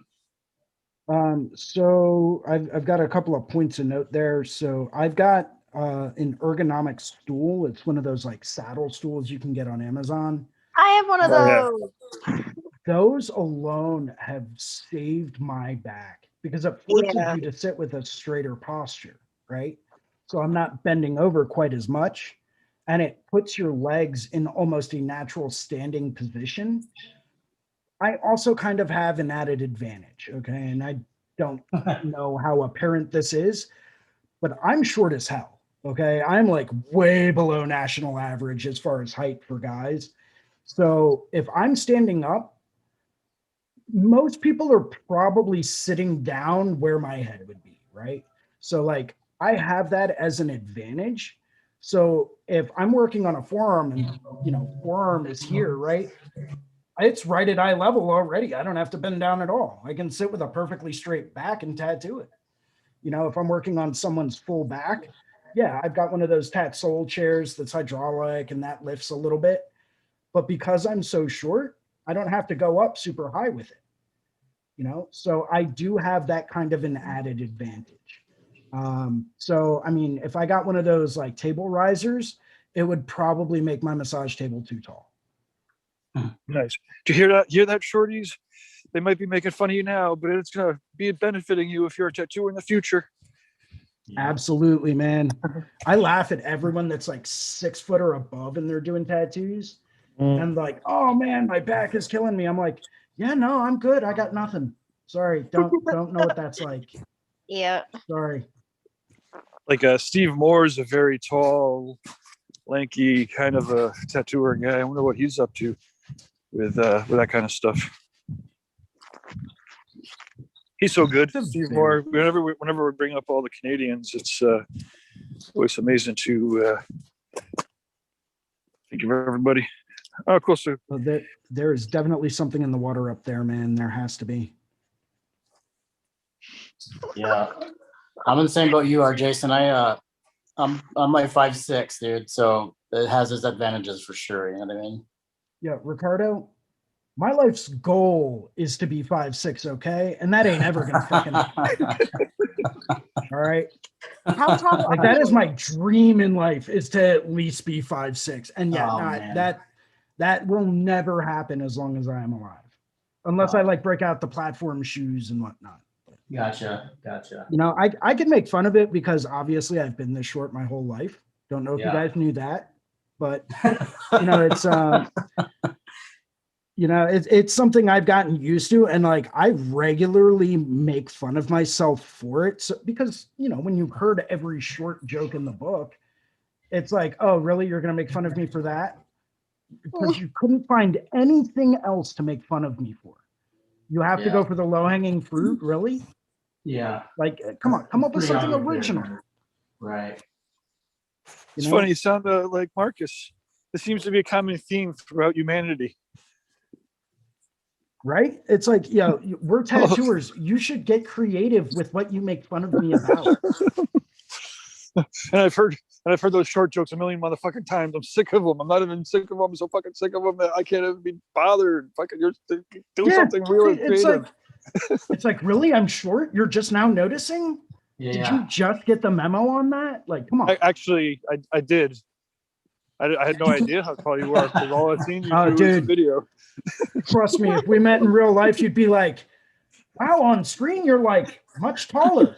I'm gonna be texting Marcus right away and be like, Marcus, I found somebody way shorter than you. And he's gonna be like, fuck you. You think I haven't heard that before? Yeah, no, for real, really. I'm not Yeah, fucking no, with you. if he's really that short, though, I'm interested to hear how tall he is because I may No, be shorter. I have no idea how tall Marcus is, but every once in a while, it's fun to razz people. Oh, get he'd it. meet me and feel like a giant instantly, guaranteed. He's great, though. I love Marcus. I visited him a couple of years ago over in Berlin and hit up some of the old bunker ruins. It's a crazy country over there in Germany. It's we did hit one of the Holocaust, one of the death camps. That was pretty intense. Oof. Yeah, He's another one of those guys that like I've been looking up to since I started really like trying to figure out tattooing. I would just look at his work and just be like, wow. Yeah, Like, fire it up for people. Did they get cheat codes? Like, are they using the Konami code during tattooing? Yeah. Fire up. Can you screen share some of his work? Marcus? With people? Yeah. Absolutely, man. He's out of control. Kira, do you know Marcus Leonard's work? I don't. Is it bad that I say I don't? No, not at all. This is cool. This is one of the reasons why we do this, right? Check this out. He's such a precise, awesome person. He's a precisely awesome person. And he is knowledgeable, man. He has got a wealth of information. Those are my favorite people. Yeah, he'll There's tell some you very exactly few of them lately. how he feels too. Because, okay, yeah. Oh wow. Yeah, man, his stuff is amazing. Look at that. Dude, like, That's awesome. look at the textures, I right? was The just texture saying it. contrasts. Look at those large areas of shapes and gradient, right? And look at how anatomically it's like Yes. flawless. Bam. There's no way he doesn't know his muscle groups. Yeah, no. That He guy's been definitely eating his knows Wheaties. all of them. Look at that, man. That's another level of tattoo. Oh my god. Yeah, it's incredible. And that's one of the sleeves he's done. His palettes are amazing. Yeah, he Yeah, I've seen uses a some of lot it. of muted tones, contrasting with some very, very bright, pure saturated tones. Yeah. If you guys see one you want to take a deeper look at, by the way, just let me know. Yeah, click that one. Because this one? Well, that one too. Yeah, I was gonna say the blue one, but all these are all fucking. Yes. It's crazy. The way he uses focus is insane. Right? Wonder if he's got some closer shots. Wouldn't it be the Look at first way time that someone it called me crazy? moves. Look at the way that tattoo moves as that guy is stretching out his body. Yep. Oh my goodness. I like the teals too. It's like the what is it? The more intense blue of the same color spectrum against that lighter tone. You know, like less intense. That establishes Right. that like that mid ground to background kind of dissipation. It's pretty cool, man. And then that See, what black I right above really- it. One thing that really impresses me with this piece, perfect example, is look at his use of like saturated color tones, right?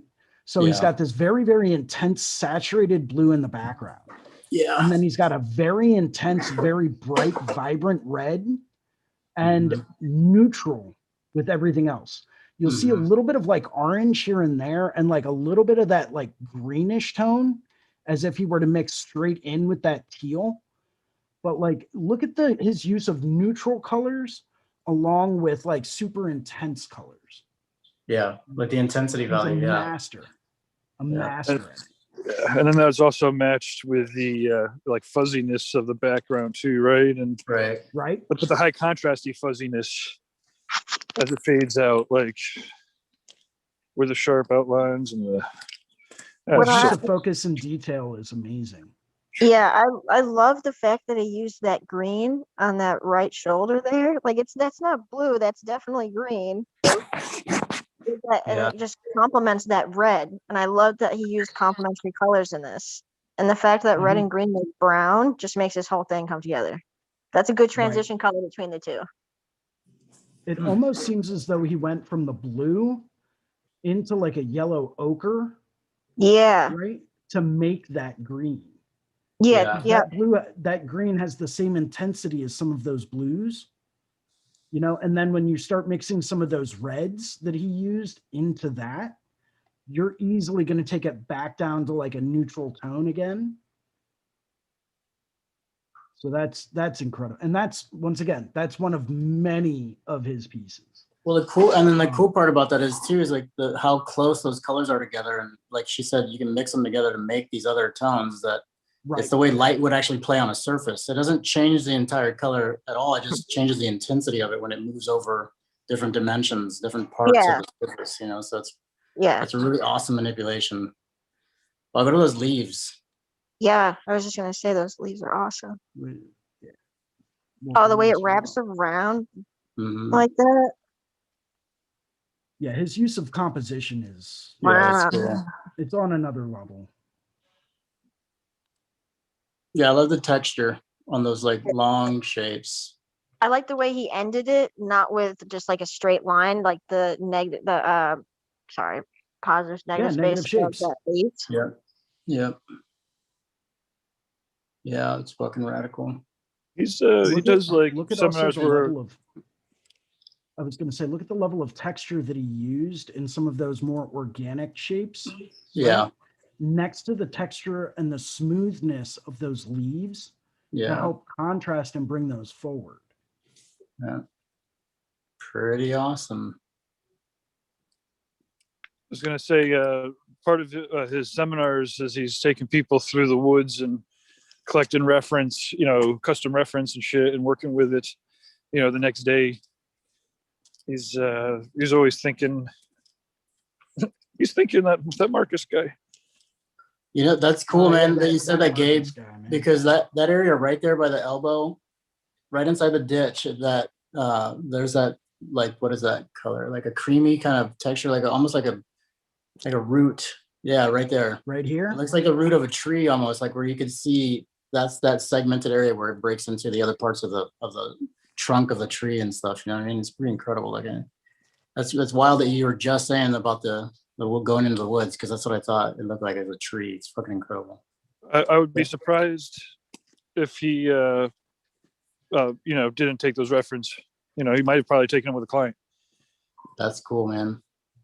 Very Yeah, cool. what I And- appreciate too is that these leaves are ginormous. If we Yeah. really think like that, those leaves are covering the majority of that deltoid, Mhm. Mhm. which I appreciate. And then you're able to see it from further away too. Like you're exactly. taking the whole piece in a much bigger scale. Yeah. That's fucking radical, man. Yeah, I stumbled upon him a few years back, dude, and it's just mind blowing. It's fucking awesome. He was in the old reinventing forums pretty heavily. Nice. He, Yeah, I remember seeing him in there quite a few times. I guess he he got a little sharp with somebody, but I think that they recently rejoined the new community, or the new reinvented community. He's but he's known for his opinions. He's, you know, he'll tell you all about them. Yeah. It's good though. It's great. You should be able to have your own opinion and be able to have a conversation for sure. Yeah. Well, as long as you're not wasting anybody's time. Yeah, it's true. Life's short. Yep. That's Cool. awesome. Does he have any of his newer black and gray stuff up? No, but You know, you might want to find him on that Instagram. He's got his is it Luxotera Black? Is that what Yeah. it is? I think so. I think I heard something about that. Is there a link right there? The link might be right there. in your description. Black. Yep. Yeah, Yeah. this shit is fucking insane. Now, Oh, because each no. photo is desaturated, it makes me wonder if they were done in color and these are just for contrast, or if they were actually done in with nothing but black and gray. Near positive they're all black and gray, but I could be wrong. Yeah, Look at his use of focus. yeah, that's what I'm saying. It's great, dude. Look at that. Wow. That's amazing. Yeah, I love seeing the same value be stretched that far to help with that negative relation that it's next to that helps that shape, man. It's incredible. It's like a total mastery, like being able to use tones like that. That's fucking incredible too. Yeah, you see like the way it curves down and stuff, you know, it just follows the contours of those lines and such. And it's just the same field throughout that whole movement. So it's really cool. Manipulates One your thing eye. that I've always loved about his pieces is that he has mastered the way to move your eye through a whole composition and Yeah. have you look at one spot. Yeah, he wants you to see the first thing and then fall into it after that. Yeah. Right. Focal Yeah, the point. first thing Yeah. I see is that calf. Yep. I keep staring at it. Right. I want to go into it. Because Don't if look at you the made light. that whole like bottom part black, it just wouldn't work out. The fact that there's like one square of like a light, like a more light value right underneath the arc of it. Mhm. Oh, perfect. Yeah. Yeah. Awesome. Well, hey, why don't we do masters and threes, right? So let's pick two more people to discover and cruise through. Oh, man. But they have There's to be one somebody guy I that, came up. somebody Have you that guys Kira ever hadn't heard of Matt before. Driscoll?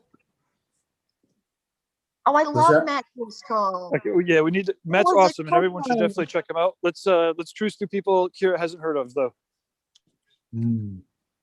Oh yeah, I'd name anybody. I probably. Well, that's what we're doing. Although How absolutely, about Raptor Laser is Matt Driscoll. Everyone should definitely check him out. Yeah, he's the Absolutely. best. Nicest kid. how about Calais Corson? I No. don't know. Yeah, dude. That stuff's awesome. All right, let Yeah. me Is see. that how you pronounce his name? Yeah. Yeah, I got to Calais. meet him in Puerto Rico. Oh, nicest person, I swear. Oh, fun. Yeah. See, anybody that can do a whole bodysuit is just insane. Yeah, I those waves are love great. what he does with like focus and some of his larger scale pieces and how you really get the Oh, sense that there's water moving over this snake, right? Yeah. Yeah, I love the way that snake is placed. That's a Yeah. It's a great very placement for it. selective use of black line, Yeah. which has always blown my mind. Yeah. Are No, those but leaves you like can, a lighter toned outline? They Yep. are. Is that Wow. like that there's a negative space on them. yeah, almost like a negative line. Yeah. You can tell he uses a lot of black and gray value in his primary subject matter too. Like even from the tips of those leaves, Yeah. you can tell that he's using like a very nice medium gray wash in that to kind of accent and bring those colors down a bit, Yeah. you know, so that all of these nice reds and pinks will come forward a little bit more. Yeah. Leaves that unfiltered area even higher focus and yeah. Wow. Yeah, again, dude, the rolls and the waves and such, man. I love it when you see how fresh it is. There's that piece next to the left of the graffiti, Yeah, here. the waves, yeah. So you can see how fresh like all that washes, you know what I mean? Yep. And even the background, you see how like maroon it is, and it's like I love that effect. I mean, I love that freshness because like you can tell how smooth it's gonna be once it's all healed up, you know, Right. and then like for that previous piece that we saw, the way the waves just again, kind of like that Marcus Leonard stuff, the way it helps that line work move that much more. Right. really moves your eye around the whole piece. Yeah. Yeah, man.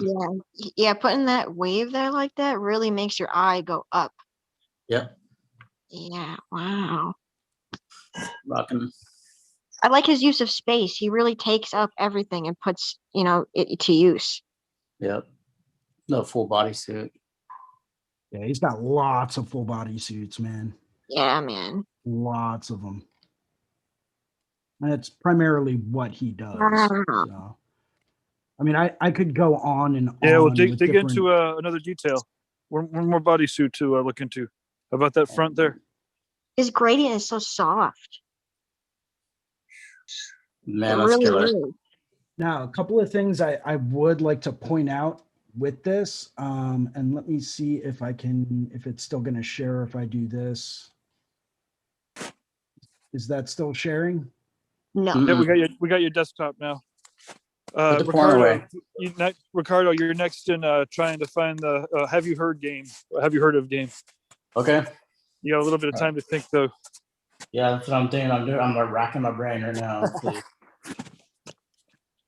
The best person you've never heard of. Man, this Philippe Lou is like the first one that popped in my head for sure. Well, so Kira, you know Philip Liu? I do not. Oh, awesome! There you go. Bam.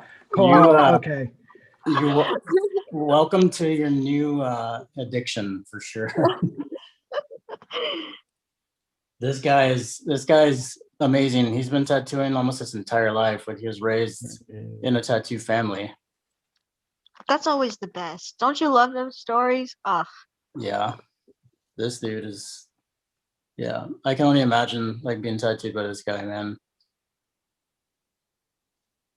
So This dude was like a he's like- heavy inspiration on me when I first started too. I've just studied his like waves and dragons and stuff like nonstop, dude. The Liu family, legendary. You, one of the few people that I definitely got a little too fanboy tongue-tied to really do an effective job communicating. Yeah. I mean, I've the babbled people that- plenty, but Mhm. because I don't know how to communicate necessarily. Mhm. But I knew how to communicate by the time I was talking to him. And I was like, I do a convention. I'd really like it. And if you would consider coming, okay, gotta go by.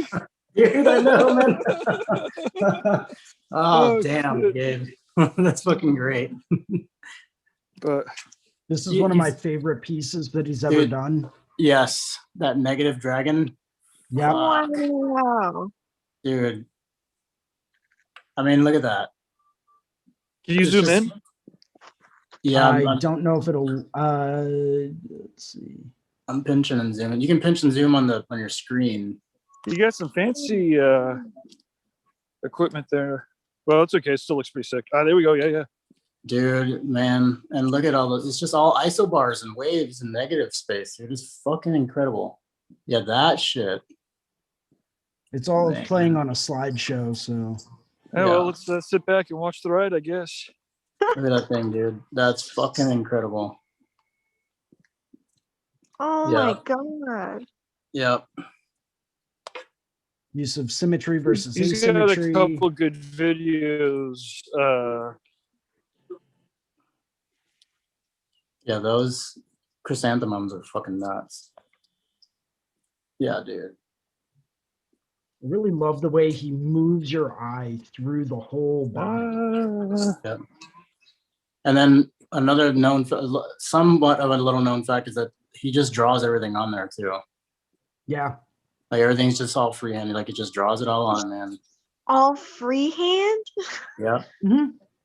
Yep. It's all Look at drawn that. on. Fucking incredible. Yeah. When I first saw this stuff, I was like, that's what I want to be. I want to be that. That's what I want to be. And when I grow up, I want to be this dude. I think Man. every tattooer at one point in time has said that. Yeah. Yeah. You know, and he's come through so many genres of tattooing too, man. Like so many different styles and stuff. And like he was around for like the 80s, you know what I mean, movement, some 90s movement. And then it just comes back to this collection of just giant bodysuits. It's fucking awesome. I love that one. Ah, These are so good. Yeah, I remember meeting him at London the last time I was there, and I got him to sign his book on dragon claws. Nice. I was one of the like first 10 people Oh, there to yeah. buy it. I was Yeah. waiting in line for like a half hour, and I think there were only 2 other people ahead of me. And he came over and he started like signing them. And I was like, I shook his hand. First time I got to see him, because in Paris, apparently I had just missed him. Ah. And I was really upset about that. Yeah. But I got to meet him in London and actually shake his hand and talk to him and just thank him for everything he's done for the community of tattooers out there. And, really, really nice, just very humble guy. Yeah.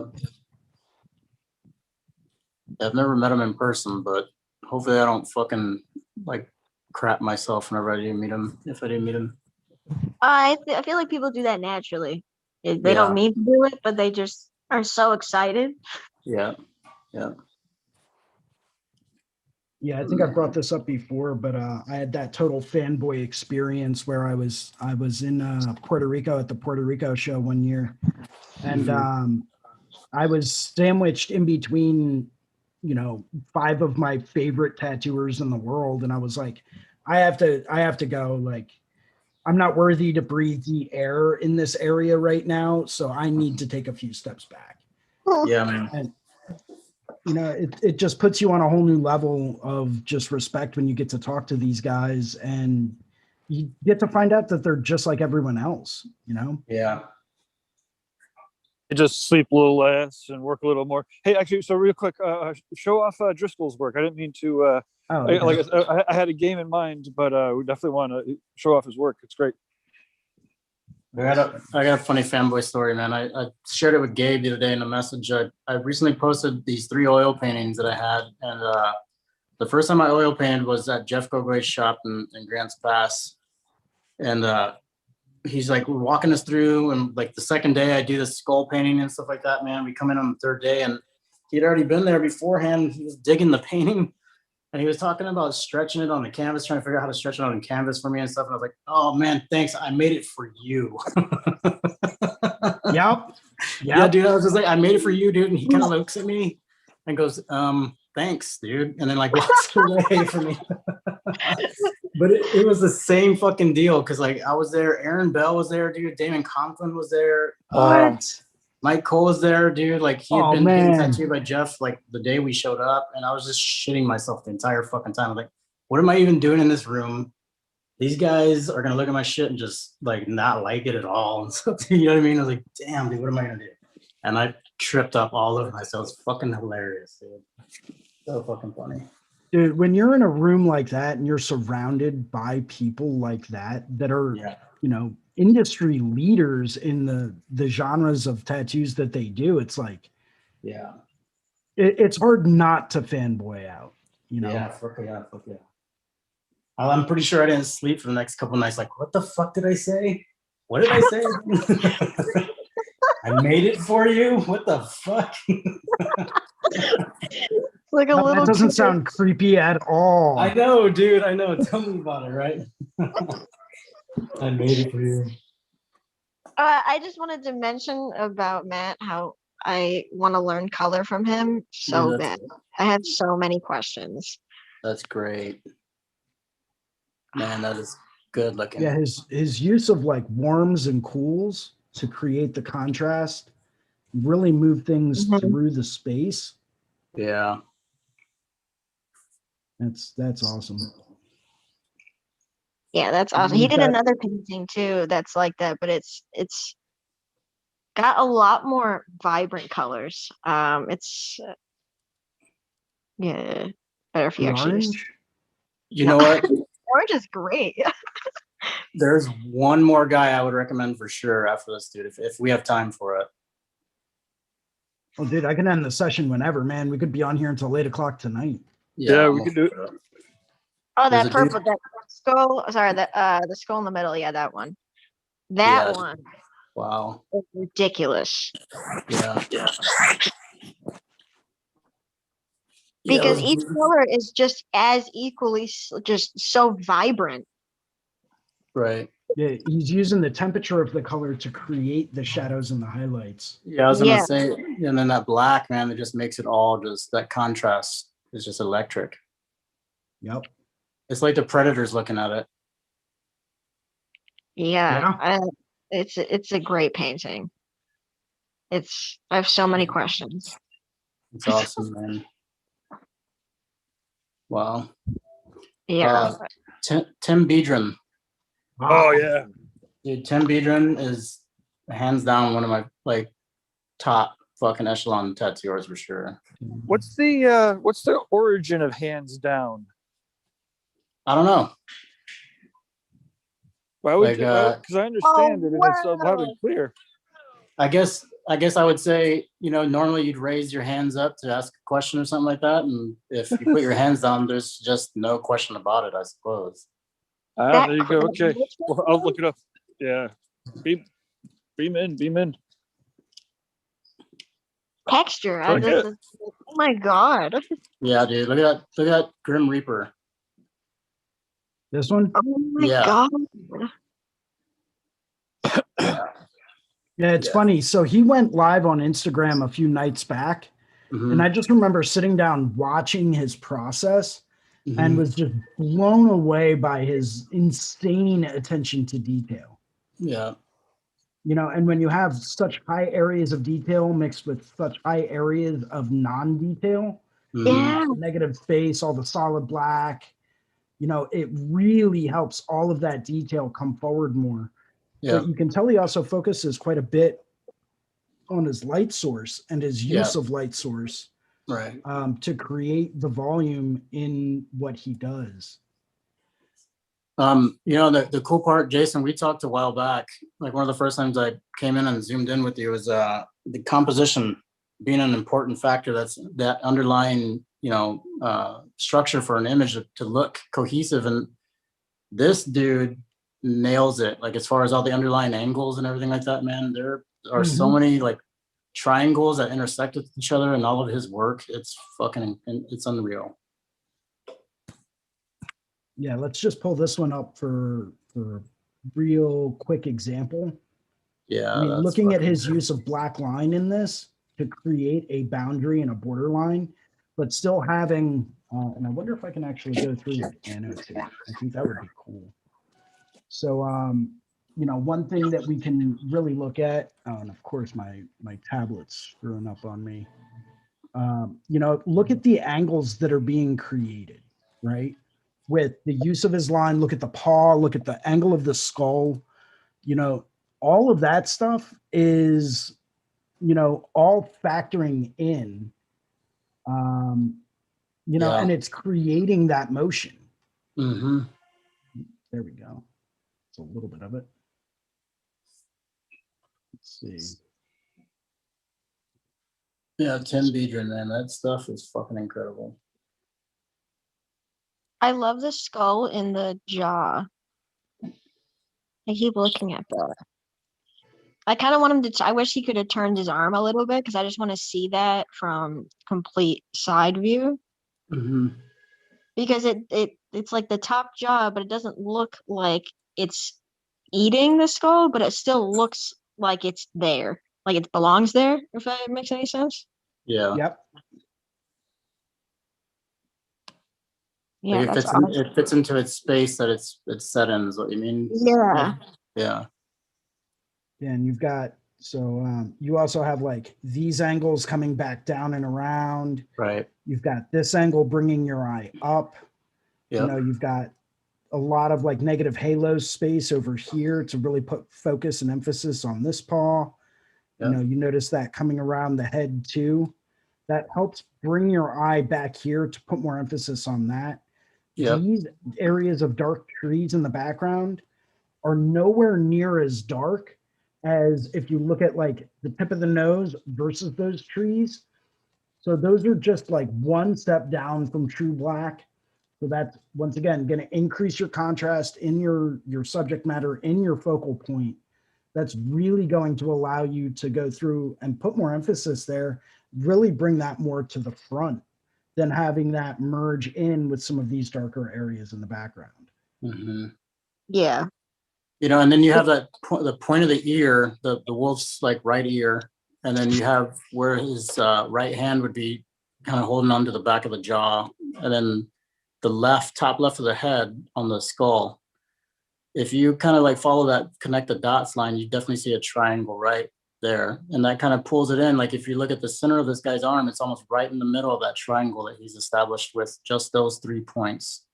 Right. You know, and then you have on the opposite end of the spectrum how it kind of intersects into that right ear, even as from those same points too, man. It's just, and then you can come over to the background by the trees and everything, and then that circle part that you're talking about and everything too, dude. And then you have the thirds too. You know, the majority of the picture is broken into thirds, where there's that entire background. You have the midground for the face on the wolf, and then you have that entire portion for the mouth and the skull itself too.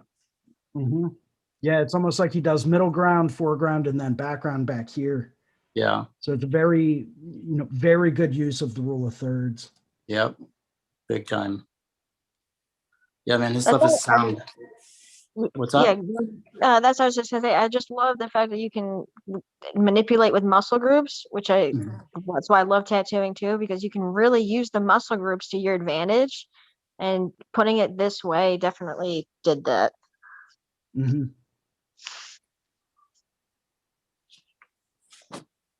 Yeah, excellent work. Yeah. Absolutely.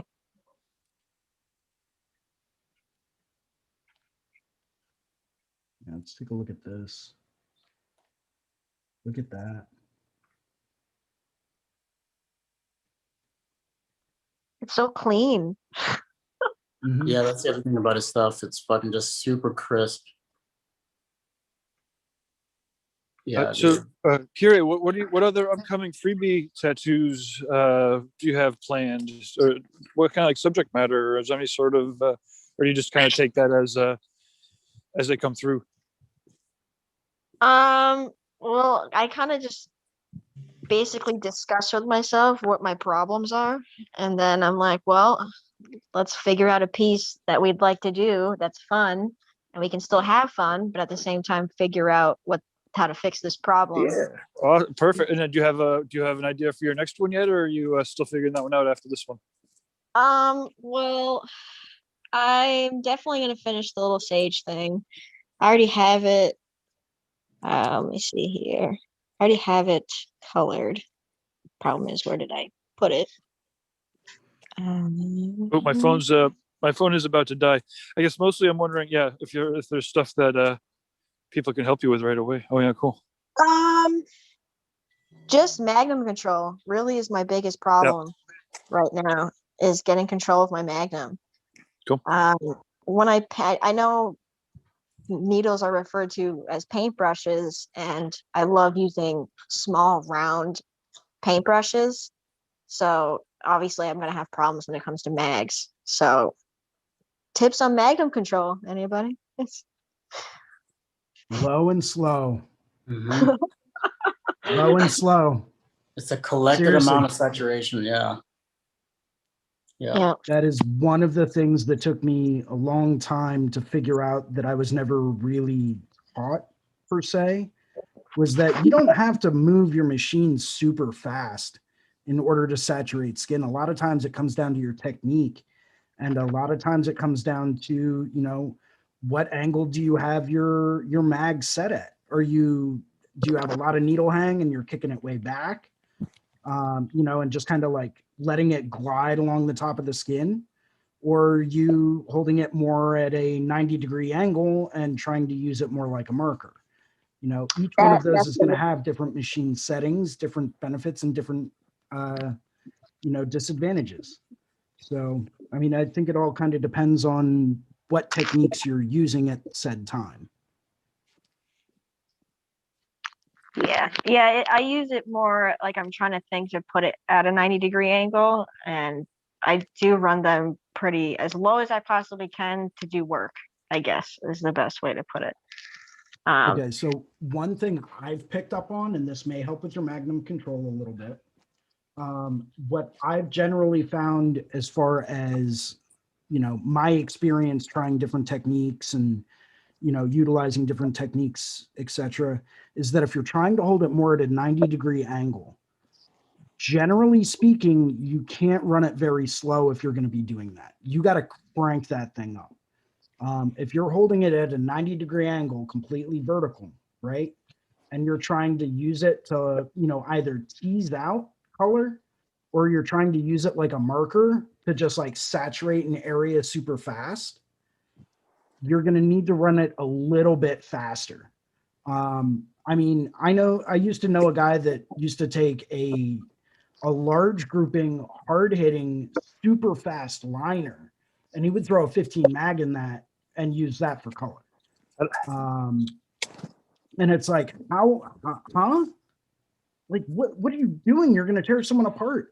But he just barely touches the tips of that mag to the skin. He's not burying it. He doesn't need a whole lot of, downward force on it. He's literally like painting on the skin with it, and it moves fast enough that he's getting full color saturation, and his blends are silky smooth, and he knows that he's going to go through and do this area and then move to this area and then come back to this area once it's calmed down, maybe hit that again if there are some holidays. But he runs that machine so hard and so fast that you ask yourself, how are you able to tattoo like that and not completely scar someone up? It's one of the ways that he does it, but he holds it at a 90-degree angle the entire time. If you're running it lower and slower, generally speaking, instead of having it, straight vertically, maybe kick it back quite a bit at an angle, let it bog down in the skin a little bit, right? And let it get that grip and just kind of coast it through. Do your small circles and massage it into the skin. Those are all little, you don't need as much needle hang if you're going to do that. You're going to work at pretty much the same pace, but because you're holding it back at such an extreme angle, right? Think about a phlebotomist, someone that takes blood for a living or, gives injections or whatever. You never see them go for a vein straight up and down. You never see that, right? You always see them kick that thing way back and just kind of slide it right under the skin, right? Why? Because there's less resistance.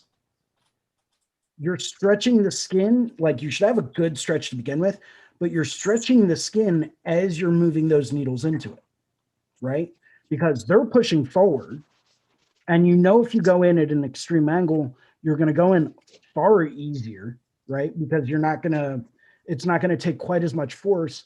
So you don't have to run your machine as hard. You don't have to run it quite as fast because that there's going to be less skin resistance there, so you can take your time and just coast through it, right? Where if your machine's up at a 45-degree angle or a 90-degree angle, you're going to have to do something to compensate for the elasticity of the skin. You're going to have to run it a bit harder because it's going to take a bit more force to go straight up and down with it, as opposed to kicking it all the way back. And I forget if I still have the video up on my profile. I might. From the last time I went live when I was coloring in my buddy's flames. But you can actually see me using that kind of a technique where I'm just taking it and I'm just like massaging it in super slow, and you're just seeing solid color all the way through. And like I got off the phone with him the other day. He was supposed to come in so we could finish those flames. He actually just took a job for what he does, where he's actually working and cleaning out septic tanks. So I have to wait for him to be done with that project until he can come back in, just so that he doesn't risk infection or anything. Because Lord knows that's a dirty job. What? So you can see that in there.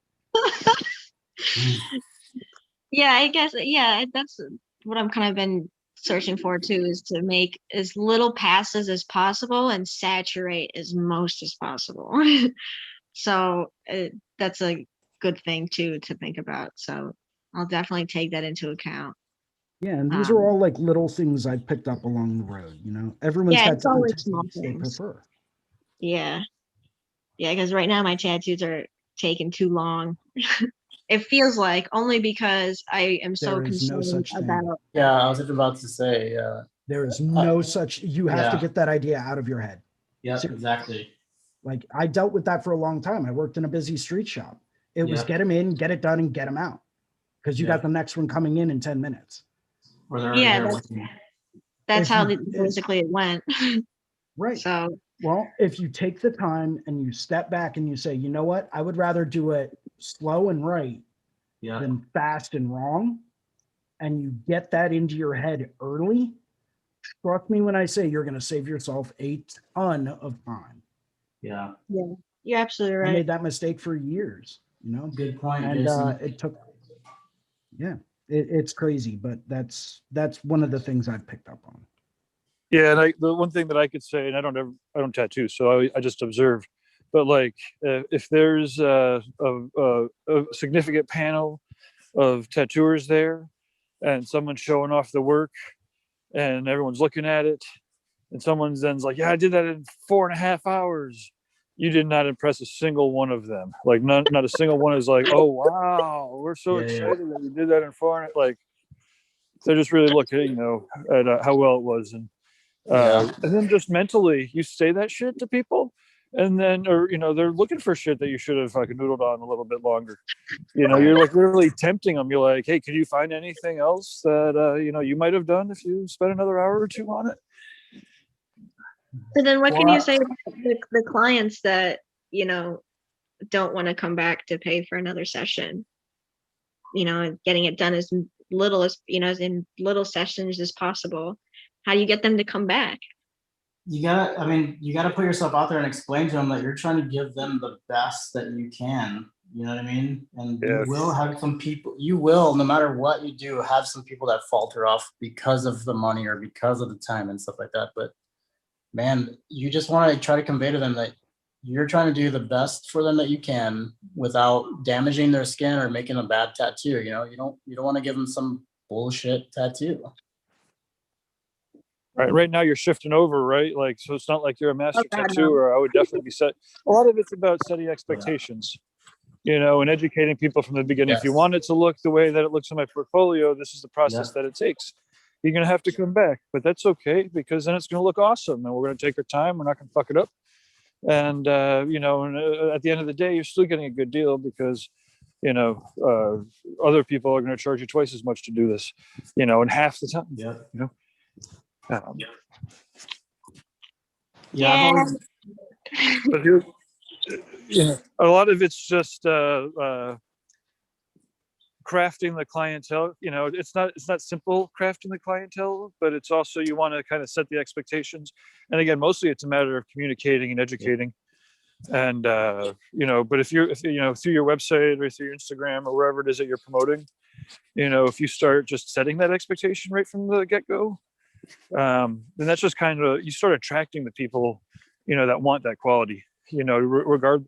And here's the thing, right? Like, any real tattoo collector is also going to look at it and say, should have had a second session. And the way you really do it is, that's why you're doing these freebies. Make sure that those people in particular are coming back until it's done, like done.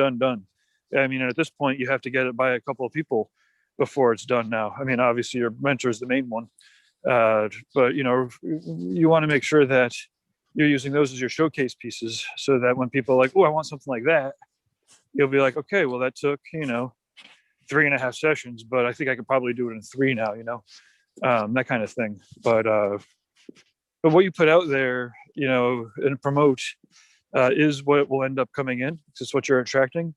And I'm not saying that you shouldn't put out kanji or faith upside down to get as much business as you can in the beginning. Other people might disagree, but certainly the force at work is, you put it out there and educate people, and that's what you attract. And how hard-lined you are about other people or walk-ins or something in that, is kind of up to you. I mean, it's all up to you and your mentor. Speed comes with time. Yeah, I do have a question for you. Do you have, like Gabe was saying, do you have friends of yours that you can tattoo for like almost nothing? You know what I mean? Or like they can. Yeah, I do that. I have friends that come and I once a week and I tattoo them, or once every other week and I tattoo them. And we Nice. continue on whatever piece, or I just do something small that I just want to do. Like, hey, I drew this. You want it? Okay, let's do it, kind of Perfect. thing. And so that way I'm not solving problems in front of clients, because that's, I think, the worst possible thing you can do, I guess. Oh yeah, absolutely. Yeah, absolutely. You don't want to. Yeah, that's exactly why you want to work on people that are your friends and your family. Yep. Well, I mean, families. It's a tough one. You always got to make sure you do your best, and then 10 years later, do your best again. Yeah. Like, But you see it and you yeah, go, the point oh is, man, you I gotta definitely get it. want to do that on paying clients. Yeah. Yeah, I Yeah. agree. Yeah, Yeah, absolutely. it's important. It's important to get all that like experimentation and all those trial and error things out in that circumstance, rather than fumbling around with the person that's paying you for that Yeah. tattoo. Well, and I guess my hesitation about the family too wasn't necessarily even about the quality, because often your blood relatives will be like, yes, I want to sacrifice my skin so that you'll be awesome someday. But mostly for a tattooer that has to go through, decades of evolution. I see a lot of people tattoo their significant others, and then 10 years later are like, oh man, I gotta, maybe just have regrets, only because they have to see their own work progress. But then other people tattoo their significant others and they love it, and that's fine. I don't know. Everybody's crazy. Everybody's got their own thing. I refuse to tattoo my significant others. I'm the same way. I won't do it. Yeah. I've always had to have that discussion with like girlfriends or something like that, man. And they're like, you can give me a tattoo, right? I'm like, No, but I'll set you up with an appointment with someone else. exactly. You know what I mean? And What you is don't your want that to, reasoning? you know, there's no, well, you don't want to complicate things, and it can get kind of complicated sometimes. It can get real complicated sometimes, because so like coming from our perspective, like, and I've run into this firsthand, where people may find interest in you because they think they can get free things out of you. Yeah. And it's like, I would just rather eliminate that in general, and just not have to deal with that, and just say, hey, listen, like, I'm all about, going out with you and taking you out for dinner and hanging out with you and all that stuff. Just know that I can never tattoo you. Like, so, I'll set you up with someone else, but when it comes down to it, I'm not going to take that risk, because then they want to come in all the time and get stuff done. And then their friends are coming in with them. And then it's like, yeah, that's fine. But like, that's not the way that it should really go. It starts to mix business and pleasure, and that's never a good thing. No. I never thought of it like that. Mm-hmm. Well, think Not about it only like that- this, right? Yeah. Oh, go ahead. Go ahead. No, go ahead, man. You're on the roll. It's your. I was going to say, think about it like this, right?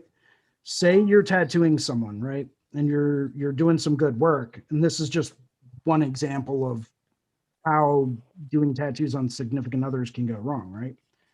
So say you get into this really big, elaborate piece, say it's a full leg sleeve or side piece or full back piece or full frontal piece or whatever, right? Say things go south. Yep. Well, that's a piece that you will never get to finish. Oh, that does suck. Oh, oh, you're right. And not only will you never get to finish it, you'll never get to add it to your portfolio. They're going to end up going to someone else to get it finished, and they might add it to their portfolio, and it's like, and then you got to figure out, okay, well, when can I get them in? Because the only times I'm going to be able to do that and not jeopardize like my bill paying time is to turn around and say, okay, well, I'm going to have to go in on my day off. Now you're sacrificing one of your few days off just to tattoo your significant other. Yes. When you may have laundry to do, you may have grocery shopping to do, you may have all kinds of other things to do, and I mean, I only work 5 days a week, so I need those 2 days to get everything done that needs to be done. Otherwise, I'm going to start jeopardizing that. And, then I'm going to be the smelly tattooer at the studio. No one likes the smelly tattoo. Right? Oh, black kids is smelly. No matter how much cologne you use, there's no excuse for not having clean laundry. That's not, it sounds smart when you really think about it. Now, that's a great idea to never Just as a tattoo. general rule of thumb, I won't do it. I know plenty of people that do. The guy that owns the studio I work at, he's been married for I think 12 years or something like that, or 15 years, a long time. And he's been working on a bodysuit on his wife, and his wife will come in, once a month for 2 or 3 hours at a time, and that's it. And it's only when he gets a cancellation and she has off, right? So, but it's a full bodysuit, and they've already been married for 12 years. Well, They got you know, papers on each other. They're not going anywhere. yeah, and therein lies I mean, there's no real rules. Obviously, everyone's got a wide variety of circumstances and whatnot, right? So, Right. but I think that straight across the board, it's the biggest thing is like, if you're going to be, fucking around at work or with your, or mixing the business and pleasure, like it's got to be real serious, because you're really like, if it goes south, you could really jeopardize, the trust that happens in the workplace.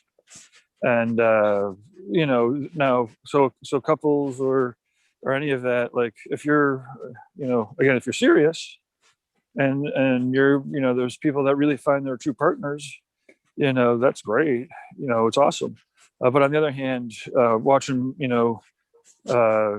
people kind of cross the lines multiple times, and all of a sudden there's just distrust, and then there's sides being taken inherently, and that means that there's distrust on both sides all of a sudden. And it could just, the best thing is with any of these things is, think about it, the rule of thumb. But then also when you're like, well, how come they're married, they're together, or he tattoos it, like, well, yeah, everyone, is their own, well, and ultimately everyone pays their own karma, right? So who knows, they might be regretting it in 10 years from now because they've got tattooed for 30 years straight. Imagine trying to have that memory, but maybe it'll always be a good memory. Who knows? And maybe they're going to stay forever together. But anyways, I guess mostly I'm saying is, if you just start taking the client relationship a little frivolously, even though it's a serious, becomes serious, then you just could really be setting yourselves up for, well, again, everybody pays off their own karma one way or another. So I guess there's no real better way. It's just, again, knowing the volume or the amount of regret ahead of time means that you could weigh that out, versus the reward of the situation. I mean, and I think, okay, so just to wrap this up, therein lies ultimately, it's like there's every tattooer knows who they'd like to get tattooed by. And so it's almost a compliment of like, hey, wait, actually, I don't necessarily want to tattoo you, but if you go to this person, they're going to do a sick job and I love to look at it every day. And, it's not, I don't know, but again, everybody's different, of course. Yeah, there's always happy things, but also got to think about the likelihood of other things happening, like y'all ending it and you never see the piece again, which I think is more sad than the ending it is. Say goodbye to a piece you loved. Trust me on that, and it is not fun. No. There's a whole lot of conversation that comes afterwards where you're like, man, I don't even want to be around you right now. Yeah, especially if it does not end on a good note, man. That's that's the worst. Yeah, absolutely, dude. It's difficult. A lot of people have always said to me, like, oh, it must be killer, man. You get this killer job, you make all this money and stuff like that. I'm like, man, you have no idea what goes on behind the scenes. Like, I have almost no social life. Not that it bothers me, you know what I mean? Because I like doing this. But a lot of people would look at your life like it's this luxurious thing, man. But there's a lot of other things like what we're talking about right now, especially that comes into play that you have to think about, and you don't really think about it until you get into it sometimes, right? So there's some words of wisdom from some dudes that have been in it for a while. How about that? All for the love of the game. All for the love of the game. Well, and that's why I tell people, like, I even tell this to my parents. They're like, so when are you going to settle down and, find someone to be with? And I'm like, what are you talking about? I've been tattooing for like 11 years. Like, I'm missing the point here. And they're like, no, like get a significant other and, maybe settle down. I'm like, yeah, I have mine. It's called my job. Exactly. Like, I'm married to my career and I'm okay with that. I've accepted that. Yep.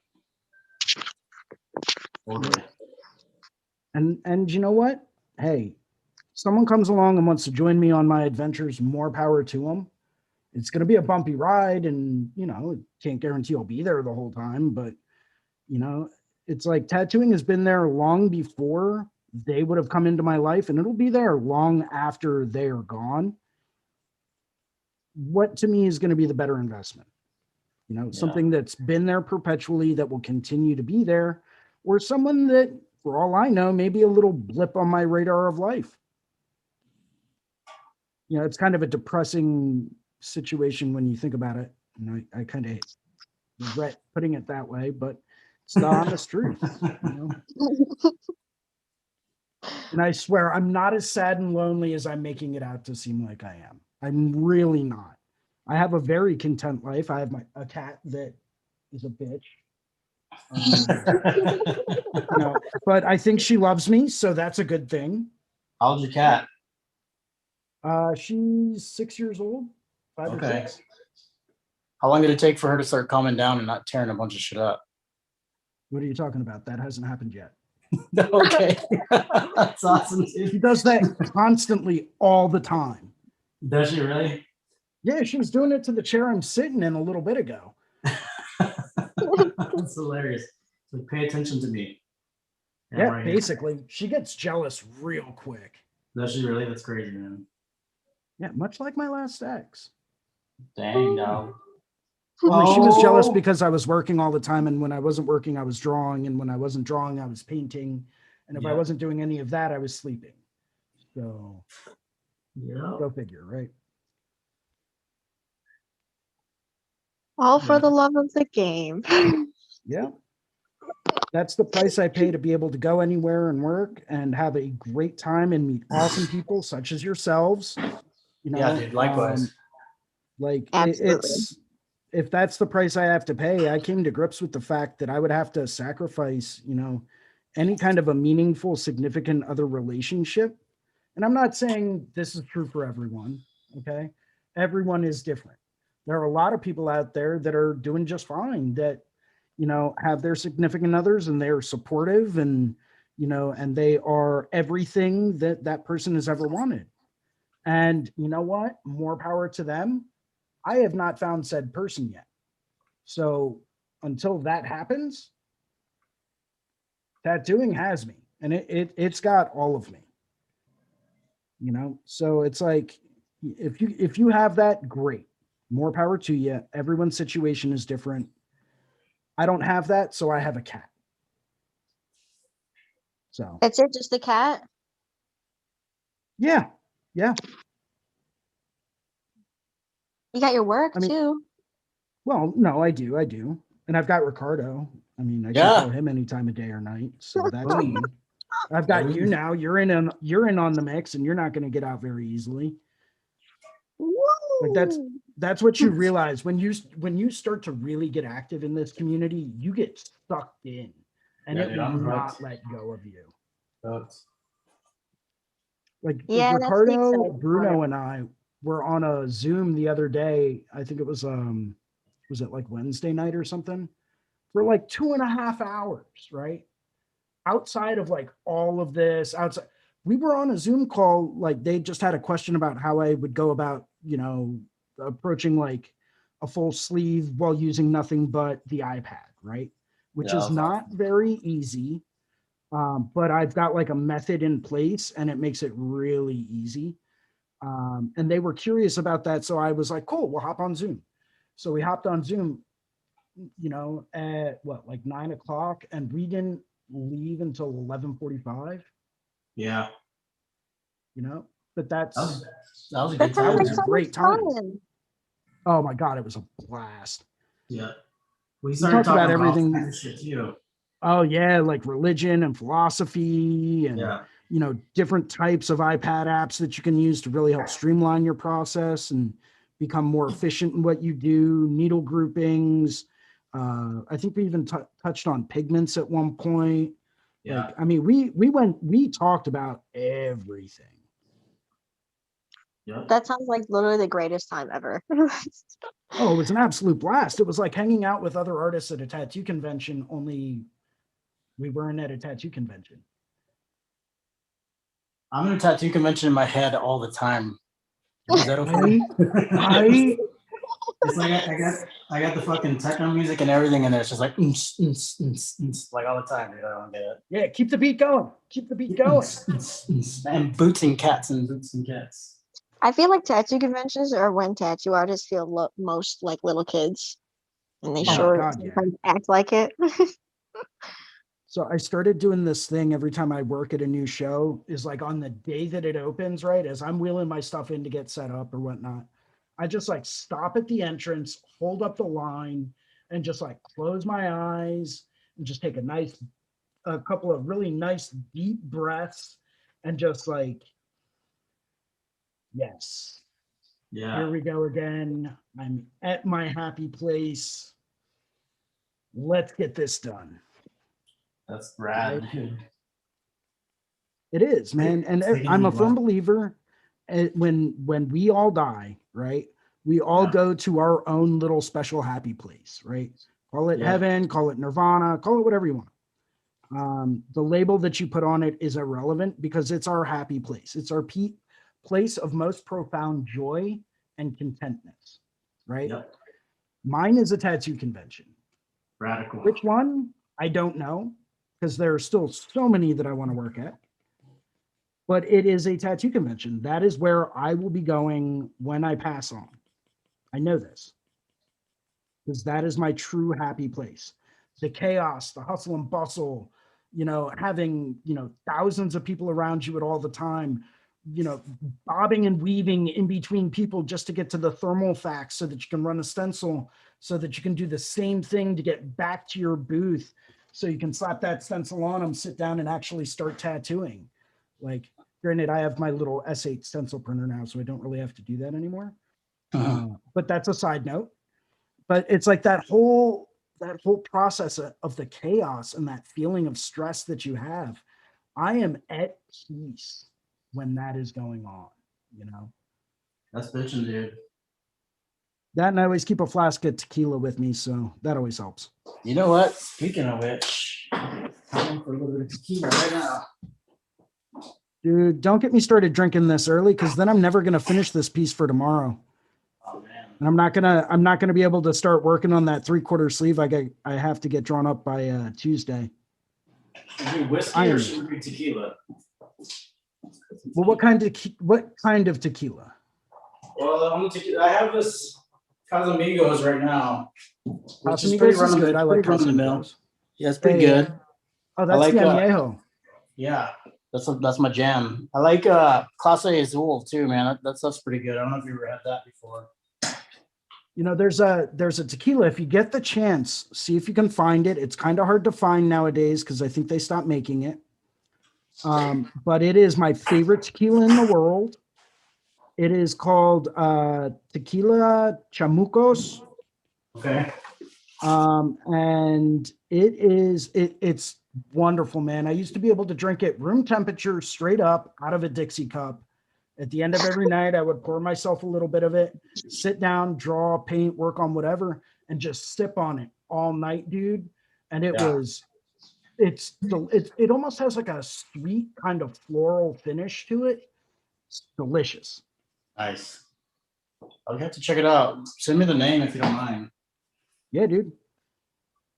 Yeah, it's I don't think they make it anymore, so I don't know if you'll be able to find it. But when I take that road trip out to come and visit you, I'll bring a bottle of it with me, and I'll if I have another bottle stashed around here somewhere, I'll give you a bottle. Nice, dude. But I used to buy myself a bottle every year on my birthday, so. Rocking. Well, that sounds like a special occasion. I'll pick some stuff up for us, man. It'll be fun. Hell yeah, dude. It'll be a great Are you time. are you guys close to each other in travel? Not in the least bit. No. No, I think you're about like what, 12 hours away from me?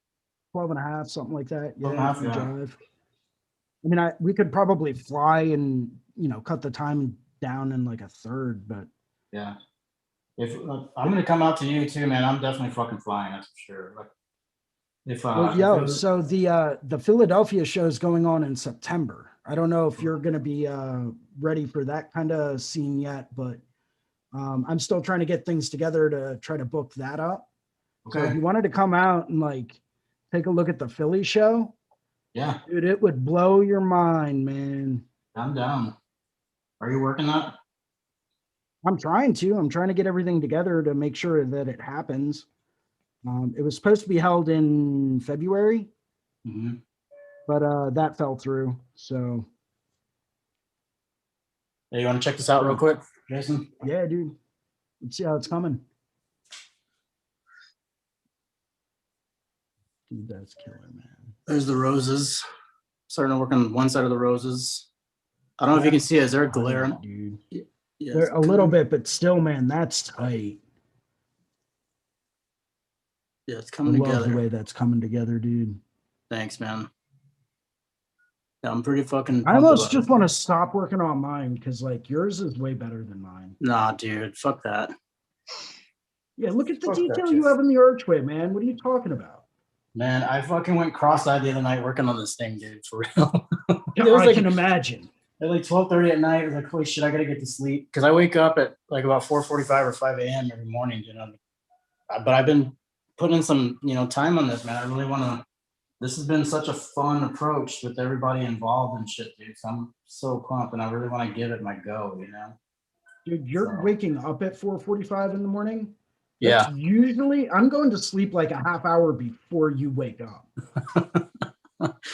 That's crazy. You're night owl, huh? Sometimes. I mean, I can wake up early as long as I get to sleep early. But lately, I've just been coming home from the studio, and I'm like, I need to work on this. I need to work. And next thing you know, it's like 3 a.m, and I'm like, shit.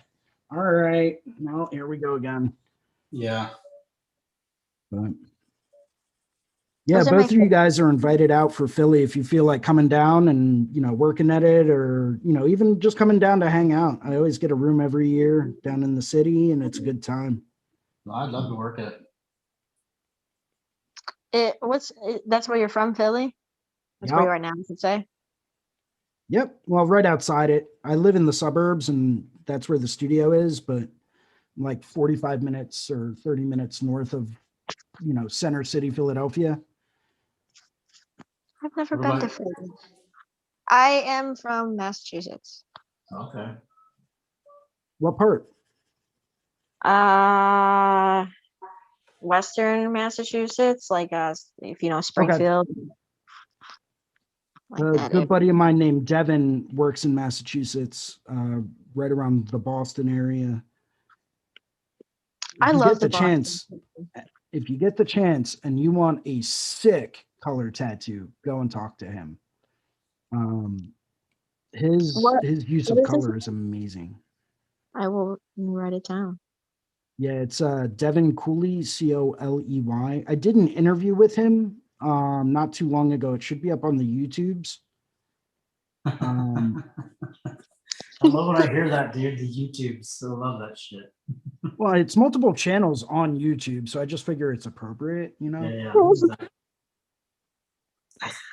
The YouTubes. The YouTubes and the Books of Face. The books of the face. Yes. I don't really fuck around with the books of face too much, man. Yeah, me either. I have it just for like promotional and business purposes. Any and all personal information is kept off of it at all times. Yeah. It's just Right. not worth me getting involved in that, Mhm. I've seen Facebook end too many relationships to, really trust it moving forward.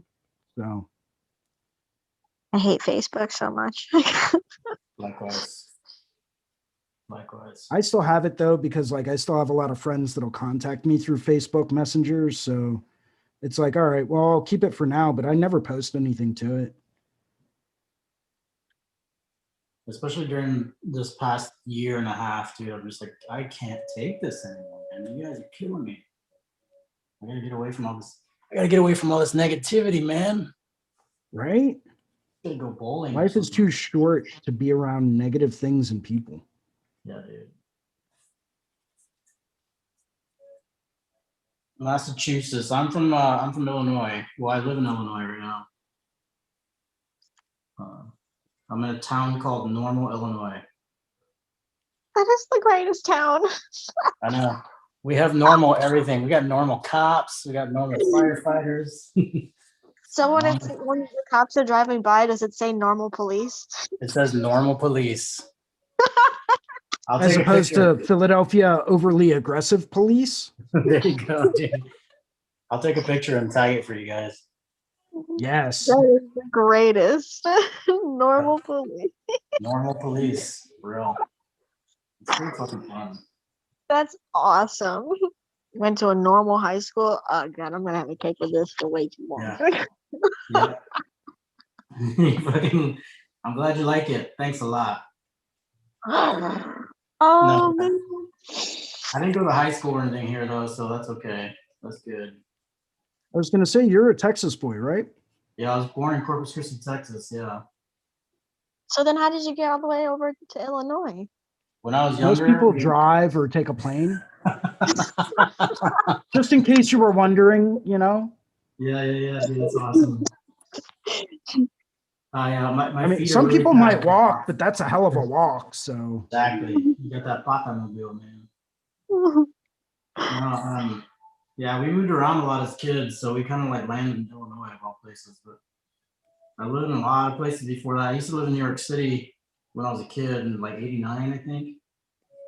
And then, man, I lived in Louisiana. I lived in let's see, West Virginia, Ohio, New Jersey. you admit Did I to say living that? in Jersey? Yeah, I lived in Fort Lee, New Jersey. Ah, That's like, you know that's where not that's at, too right? bad.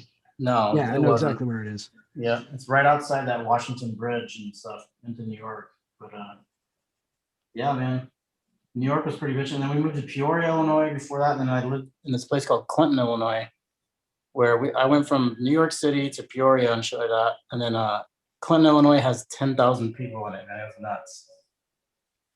It's about 30 minutes south of Normal, Illinois.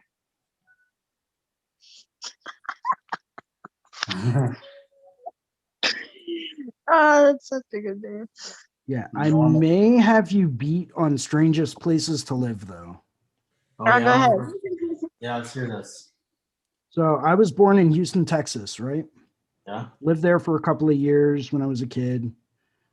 Then my dad took a contract working on a project on I think it was on a pipeline up in Alaska. Okay. He was flying back and forth from Alaska to Texas for, I think, like 2 or 3 months. And he'd be up there for a week or two and then home for a week or two and then up there for a week or two and then home for a week or two. My mom had enough. And she said, listen, either, get rid of the project or don't bother coming back. Dang, dog. Because she was at home with 2 little kids all the time. And so he's like, okay, well, it looks like we're moving to Alaska. So we did. And I moved to Alaska and lived in Alaska for a few years when I was a child. And then that project got done and he took a job in San Ramon, California, south of San Francisco, kind of like in a little obscure rural suburb of San Francisco. And was out there. I was actually out there when you were in New York. Okay. So when you were in New York in '89, right? Yeah. I was out there, and I don't know how much you know about that area of California in 1989, but there was a rather large earthquake that hit that major area during the World Series. Oh, okay. And I remember that being in that earthquake. Wow, dude. Yeah. What was that like, man? Was that pretty fucking surreal for you or what? I mean, Scary as hell. Yeah. I mean, that's really the only way I can actually describe it. When everything around you starts violently shaking Mhm. and you start to hear like things falling down in people's homes, and you know, you hear buildings are collapsing and bridges are collapsing and stuff, like when you don't know if you're going to have power or fresh water for another couple of weeks, like it can be a bit terrifying. Yeah, dude. Fuck, I didn't even take that into consideration. That's crazy. So, and then I think that spooked my parents enough. And a couple of years after that, we moved out here to Pennsylvania, which at the time I thought was called Transylvania. And I was like, wait a second. That's so cool, dude. Like, where are we moving? Vampires? Why are I you don't know if taking I me to like this vampire idea. death? Yeah. You guys hate me or something or what? Are you guys just using me as like food? Are you going to like sacrifice me to Dracula? Is that what's going on here? Count Dracula. Vlad the Impaler. Yeah, there you go, man. Do you remember that Bram Stoker's Dracula movie they came out? Keanu Reeves is in it, Gary Oldman. Do you remember that one? Yo, love that movie. Yeah, I was gonna ask you. Tom Waits is in that movie too, man. It's pretty wild. But I like that one too. That's a good one. But Keanu Reeves with that fake accent, dude, he's like, don't do it, Keanu. Come on, don't do it. No, come on, dude. You're better than that. Yeah, you're Bill. You're Bill, bro. Just be Bill. Keanu's my hero. Yeah, dude, that guy's a pretty radical fucking guy in real life for sure. He's just an also like very honorable dude, you know? Yeah, yeah. And then he's Bill and Ted, so that's all good. Right? And the John Wick stuff is fucking fantastic too. Yeah, dude, I'm all about John Wick. Hello, Mr. Wick. Yeah. If it wasn't for stupid COVID, he would have had Bill and Ted and John Wick 3 in the movie theater at the same time. Yeah, he wasn't it like Keanu Reeves Day or something when both movies were supposed to be released? Yep, you got it. What about you, Kirsten? Don't be mad. I haven't seen John Wick. What? Blasphemy. That is straight blasphemy. Yeah. All right, that's it. That's it. So if you come down for the Philly show, we're gonna sit down. We're gonna get oh well, no, because you're 21, right? Yeah, I'm gonna be 23 in July. There you go. Cool. We're gonna sit down. We're gonna get shit faced and watch John Wick, all while drawing at the same time. Yeah, that's why I don't really watch movies because I just draw. So I have lately been using movies as a background noise, which has gotten me through a lot of classics, because name like any old classic and I've guaranteed you I have not seen it because it's atrocious. I've never seen any of the Rockies, never seen Godfather. I've never seen Alien versus Predator, The Terminator. You've never seen Terminator? Just stop now. Just stop now. Seriously. Yeah, it's starting to get pretty bad. Yeah. Certainly. Have you at least seen Anchorman: Legend of Ron Burgundy? Oh man, dude. I've never seen Anchorman in general. Damn, dude. Monty Python's Quest for the Holy Grail? I have seen that, yes. Okay, you have some redeeming qualities then. That's good. Let's see what else. So yeah, none of the Godfathers. Couldn't think of any others really. I've seen a lot of Robert De Niro movies this past year, like all of his old movies. Like Taxi Driver? Yeah, I've seen Taxi Driver. Cape Fear, I saw that. That was a weird movie. That's a good one. It is a wicked good movie. Yeah. What's that movie where he plays like that boxer? It's all in black and white. Is it Bull Durham? Oh no, wait. What's the name of that one? No, it's Raging Bull. Raging Bull. Yeah. Yes, I've seen that. So I have something, but all the other movies, RoboCop, I've never seen RoboCop. Oh my god. You know, dude, the bad part is that now when you watch it, it's gonna be like, okay, this is fucking RoboCop, huh? What's the big deal, you know? But dude, I grew up watching that shit, man. It was fucking great. I've never seen the Lord of the Rings. Uh, let's see. Harry Potter? I haven't seen all of them. No, I think I just only really need to see like the first couple to get the gist of it. I saw up to the Goblet of Fire, and then I stopped watching it. Okay. And then everybody says that that's the worst part to stop at. Hey, when you know what? When you got tattoos to draw up, everything else comes second. Yeah.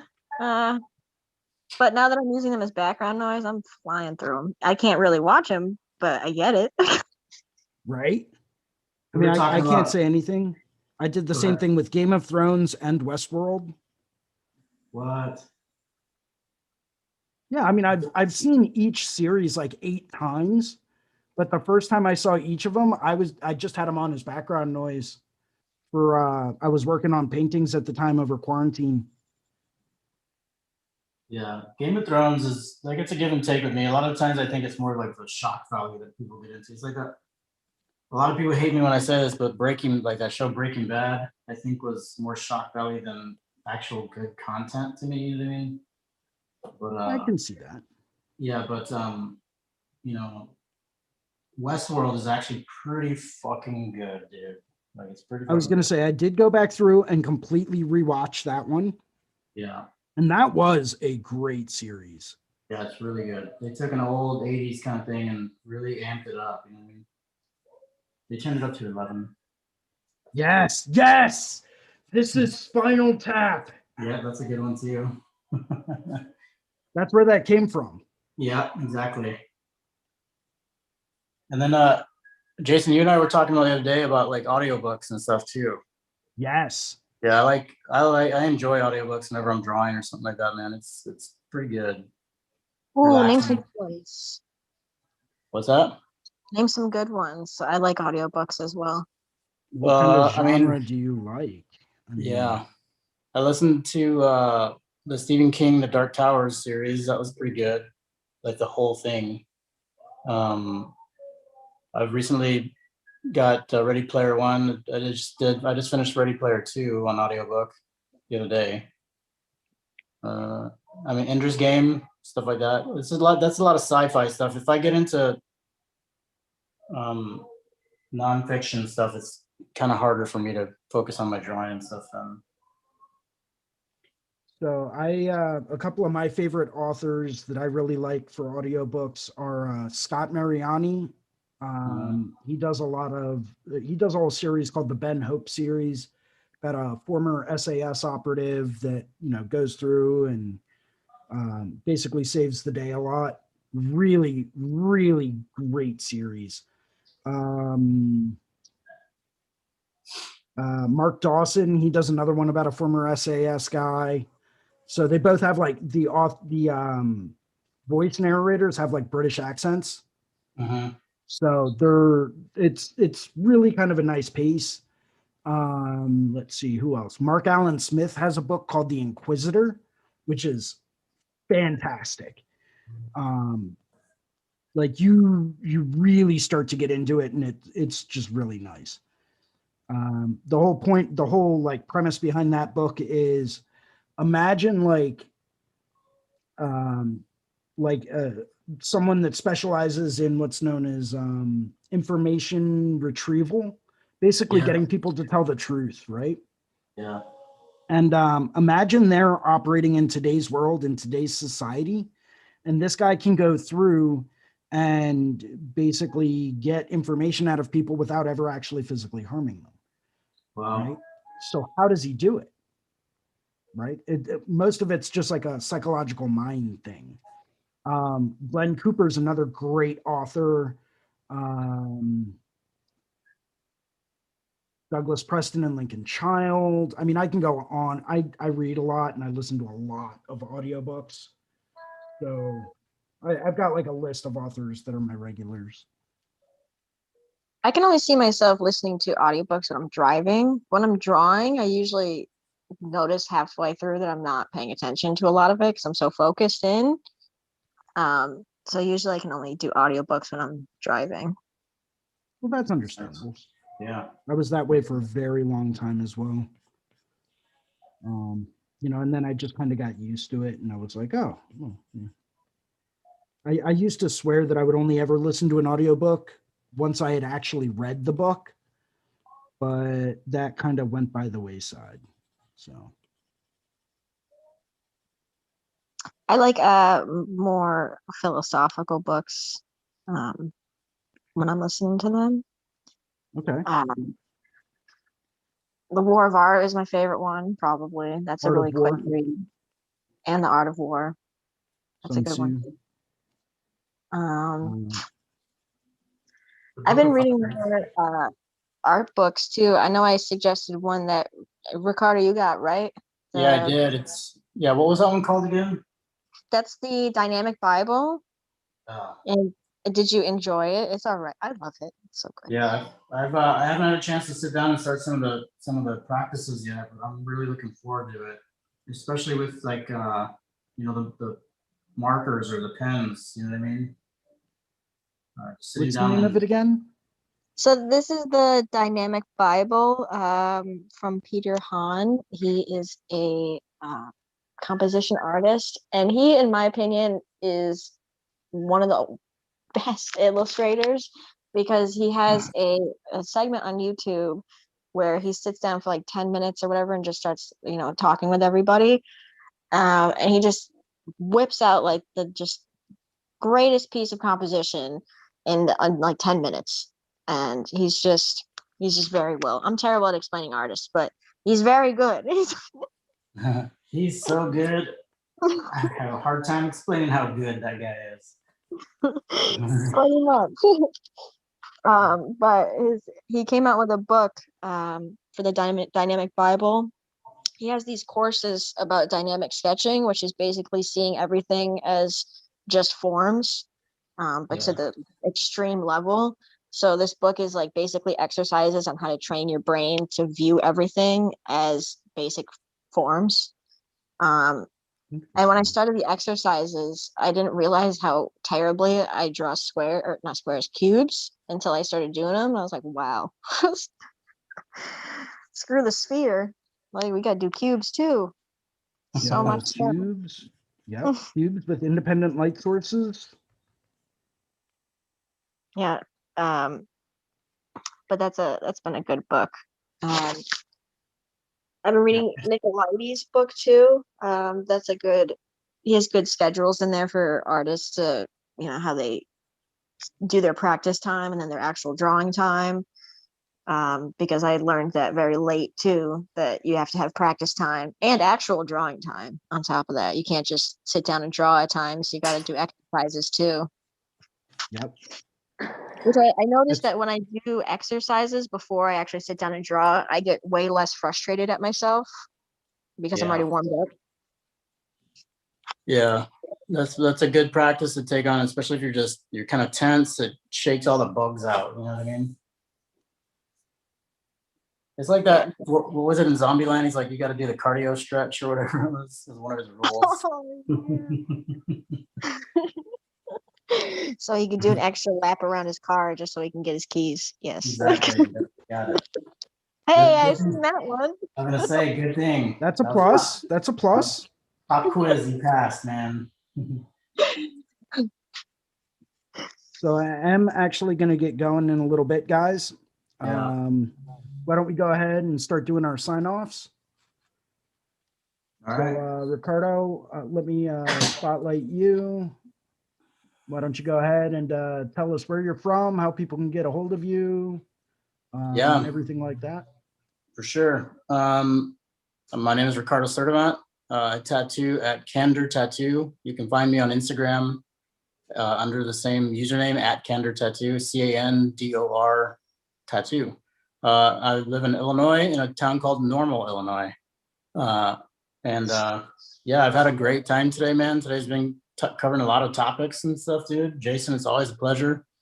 Kirsten, good to meet you. You had a lot of really good questions as far as like your entry level and like where you're at, and keep that curiosity going. I think it'll help you out a lot. So yeah, that's Awesome. it. Cool.